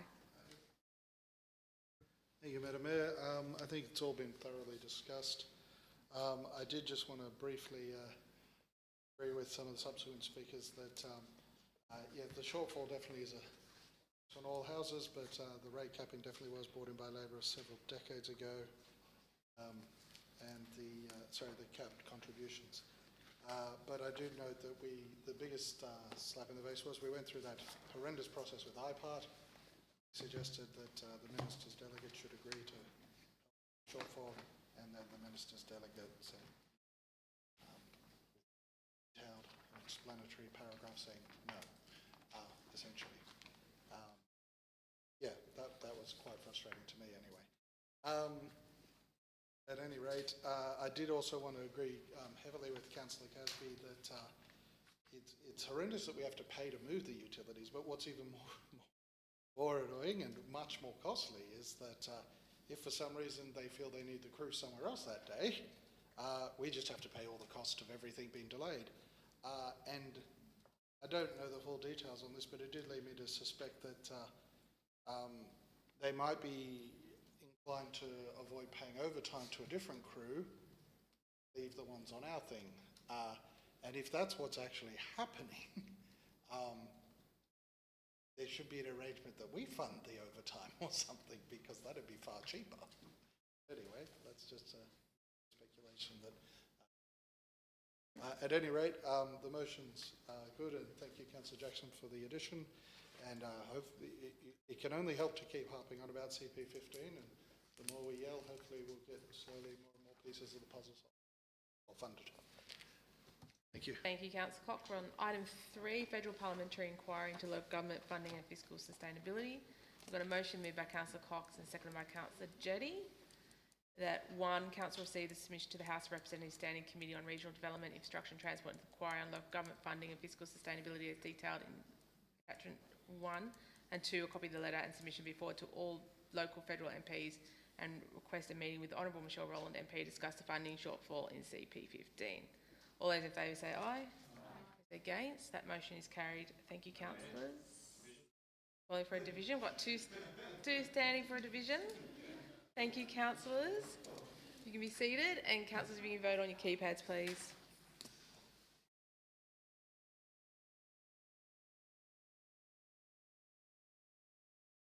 All votes are in, Madam Mayor. All votes are in. It's unanimous. But for the tape recording proceedings, I'll read the names out of those voting in favour. Anyway, Councillor Blue, Councillor Bottom, Councillor Cartwright, Councillor Cox, Councillor Casby, Councillor Gratsiva, Councillor Jackson, Councillor Jetty, Councillor Severage, Councillor Uno, and myself, Mayor Dr Byrne, with no councillors voting against. Thank you, councillors. We now go to item 4, Draft Coastal Management Program for the Hawkesbury Nepean River System. Councillor Blue. Thank you, Madam Mayor. Something that is of great interest to myself and fellow North Ward councillors. Got a motion? Oh, sorry, Madam Mayor. Madam Mayor, I'd like to move the motion as per the recommendation. Thank you. And Councillor Gratsiva's already got a hand up over here. Just a second. Councillor Blue, you wish to speak? Thank you, Madam Mayor. She was up very quick. Councillor Blue. Madam Mayor, the Hawkesbury River is a very important part of not only our shire but the state in general. The Hawkesbury River is the biggest coastal river in this country and extends from Goulburn through to the ocean. Almost 70% of the hill's western boundary is the Hawkesbury River itself, and it provides not only a source of drinking water for Sydney, agricultural uses, tourism, sporting and recreation, and is a big carrier of treated effluent. Madam Mayor, back in March of last year, Councillor Jackson and Councillor Casby, along with myself, attended a meeting held at the Hawkesbury City Council chambers hosted by the Upper Hawkesbury River Users Group. Now, this group has been going now for some 45 years and consists of skiers, fishers, boaters, maritime representatives and local concerned residents.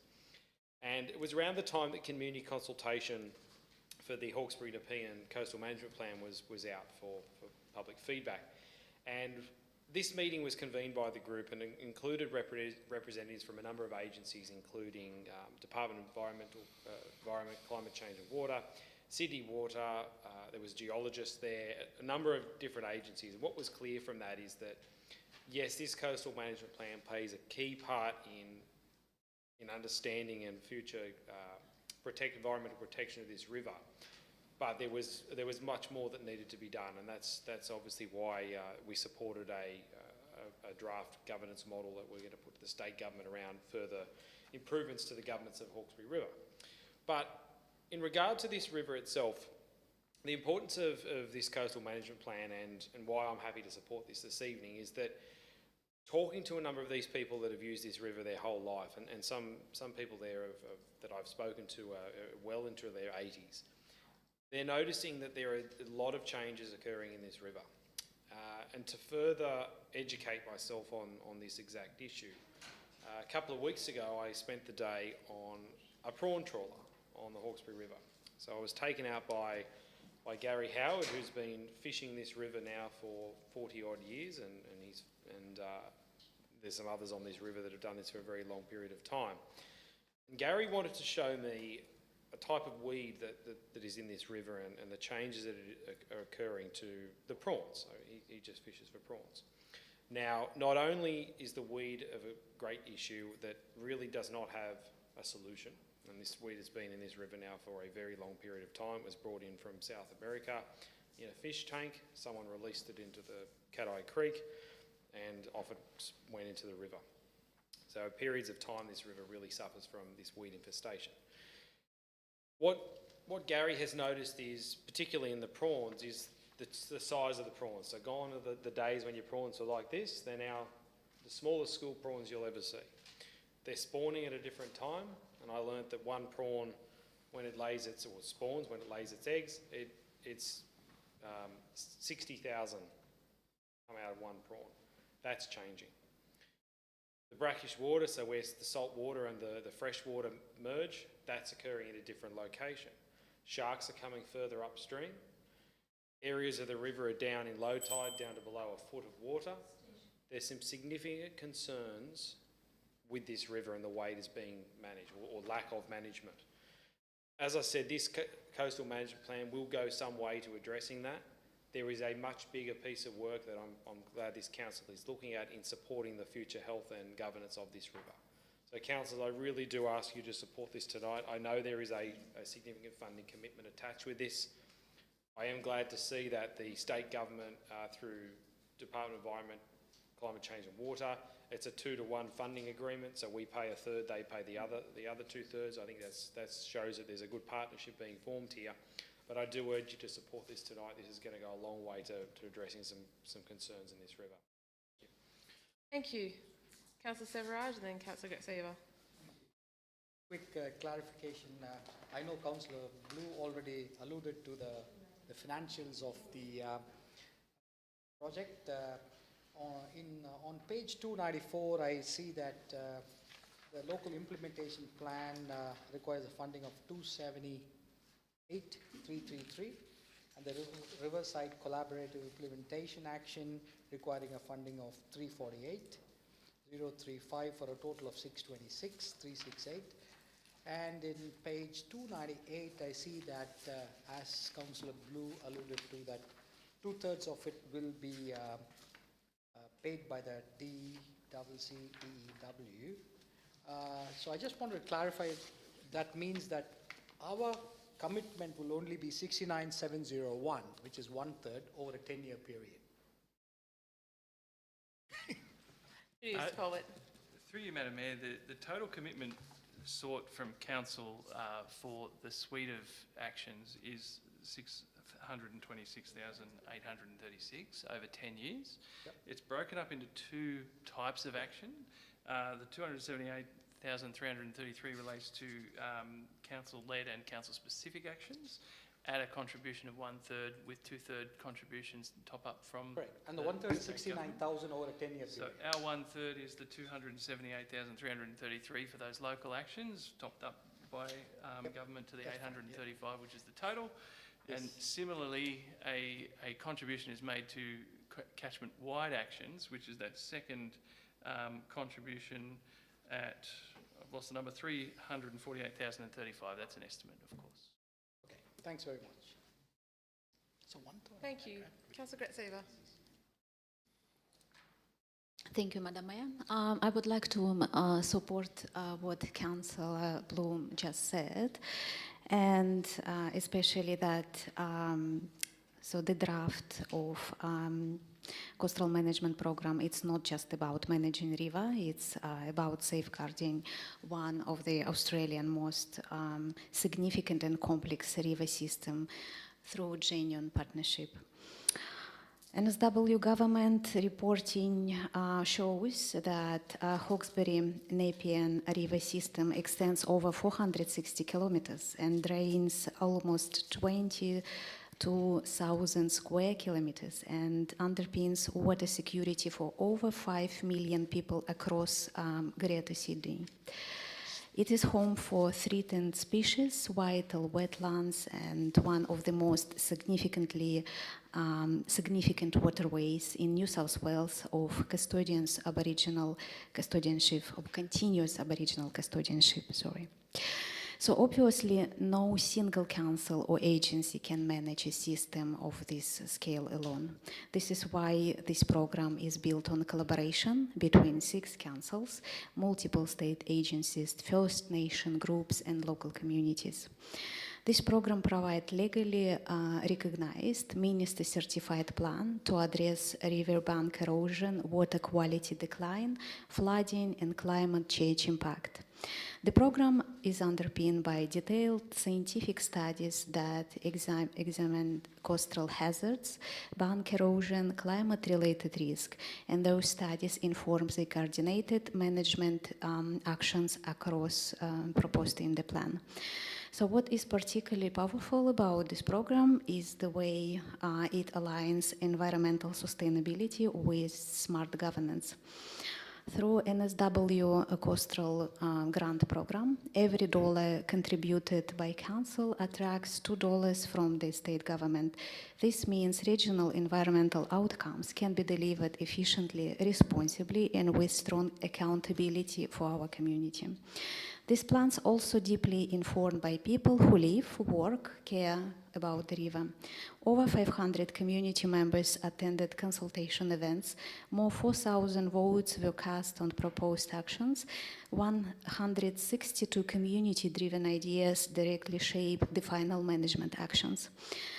As our Shire, we contributing 141 coordinated actions across the river system, protecting biodiversity, improving water quality, strengthening climate resilience, supporting sustainable recreation and cultural heritage. Endorsing stage 4 and placing the draft on public exhibition marks a key step in development of the program and confirms Council's commitment to collaborate, proactive and sustainable environmental management. This program shows what is possible when councils work together. Science-driven decision-making and community engagement. I commend the report and strongly support the recommendation to endorse the draft Hawkesbury Nepean Coastal Management Program for public exhibition. Thank you. Thank you, Councillor Betsieva. Councillor Casby. Thank you, Madam Mayor. Look, it's really nice to see all of the detailed collaborative work being done by all of the partnering councils. And to see at least some funding going towards the restoration and health of the Hawkesbury River. There are 400 odd pages here that discuss the integrated actions for estuary health, water quality, biodiversity and sustainable use use in a holistic and collaborative way. I don't actually think, Councillor Blue, that it is a significant amount of funding. I think it's a relatively small amount of funding to put towards such an important natural asset that provides us with so many free natural services. It's business as usual to spend millions on roads, bridges, sports fields and other infrastructure, but we spend very little on our valuable natural capital. We're incredibly fortunate to have the Great Hawkesbury River border our Shire and all of the wonderful creeks and tributaries that flow into it that give us a network of green corridors that make the hills such a great place to live for all of us and for the wide diversity of plants and animals, including our much loved icon, the platypus. There are so many people that value this river for all different reasons. It has a very special significance to our First Nations people, our Darug people, and it would be wonderful to turn the decline in river health around and eliminate the invasive weed that Councillor Blue has spoken about and eventually make it swimmable again. Wouldn't that be fantastic? I want to thank our council officers for the great work you're doing in this very important space and commend you, Madam Mayor, on your Mayoral Minute last year advocating for a better governance model for the Hawkesbury River, and also want to thank Councillor Blue, as I know he is heavily involved in advocating for the better health of our waterways. So I absolutely support this motion. Thanks.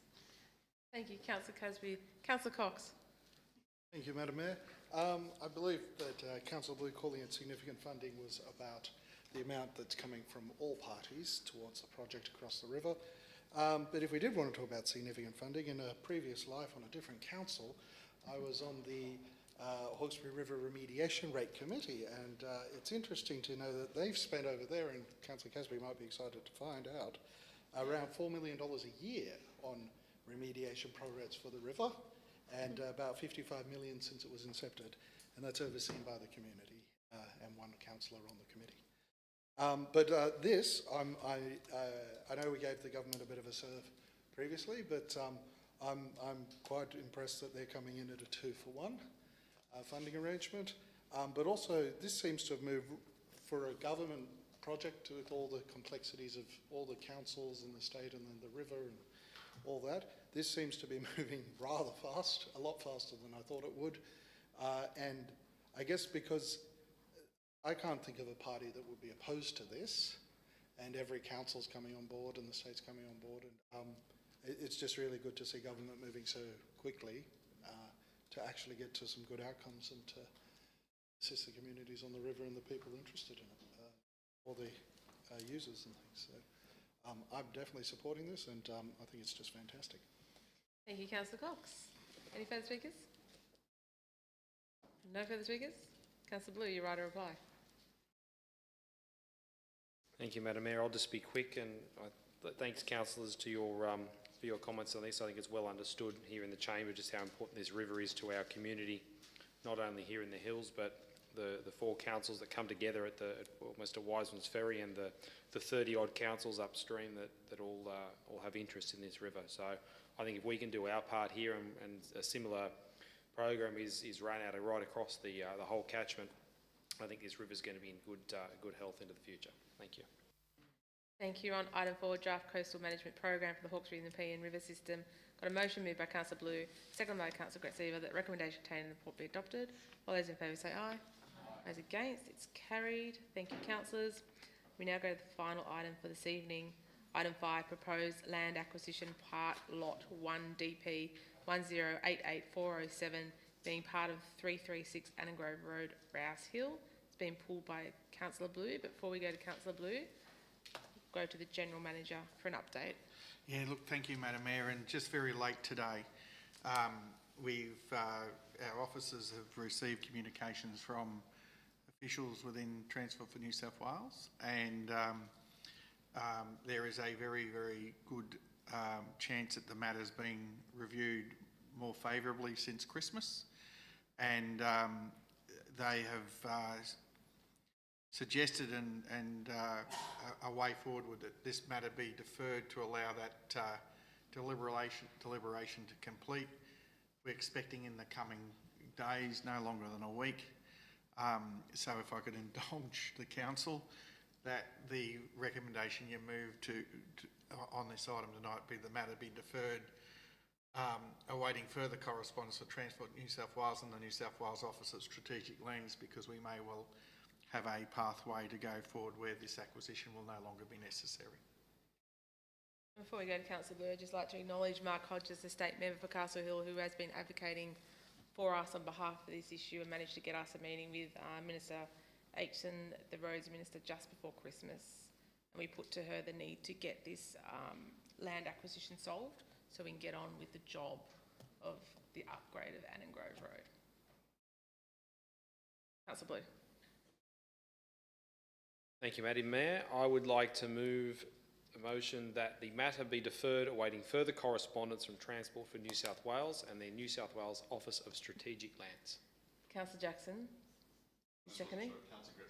No, this time you beat her.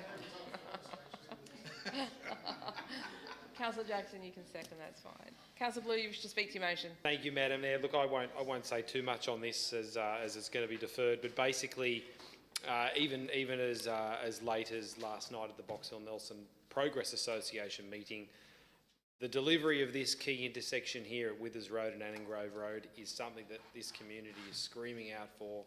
It's long overdue given the significant population and density growth that's come in that part of the Shire.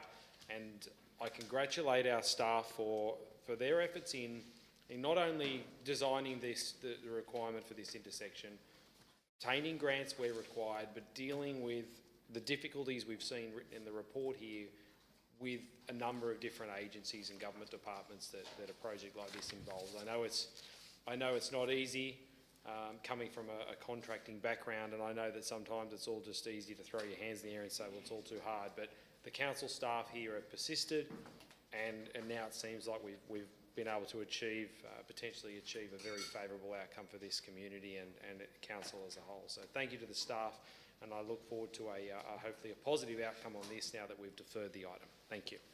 Thank you. Any further speakers? Councillor Jackson. Thank you, Madam Mayor. I hope I'm not speaking too soon, but you did indicate Mark Hodges MP arranging a meeting with the Roads Minister, Honourable Jenny Atchison. Obviously, Madam Mayor, there's been some changes and the conversation sounds like it was fruitful. I know there's, in politics, there's a lot of partisanship that happens and a lot of finger pointing and who did what and how. But if this goes through, I'll definitely want to stand up and acknowledge the work of the Minister in getting this sorted out. As Councillor Blue has already mentioned, there's a lot of pressure in that area, especially from Box Hill, which we've already discussed at the moment, the continued growth in Rouse Hill, the Gables, which is continuing to grow as well, and to see Minister from the state government understand those pressures and look like that they're coming on board and that they understand is always a great thing to see. So I support the deferral with the hope that we get a great outcome and the state government is able to resolve the situation for us. Thank you, Madam Mayor. Thank you, Councillor Jackson. Any further speakers? No. Councillor Blue, you're right to reply. I'll waive that. Thanks, Madam Mayor.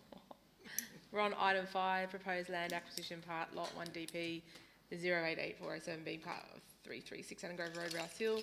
We've got a motion moved by Councillor Blue and seconded by Councillor Jackson that the matter be deferred, awaiting further correspondence from Transport for New South Wales and the New South Wales Office of Strategic Lands. All those in favour say aye.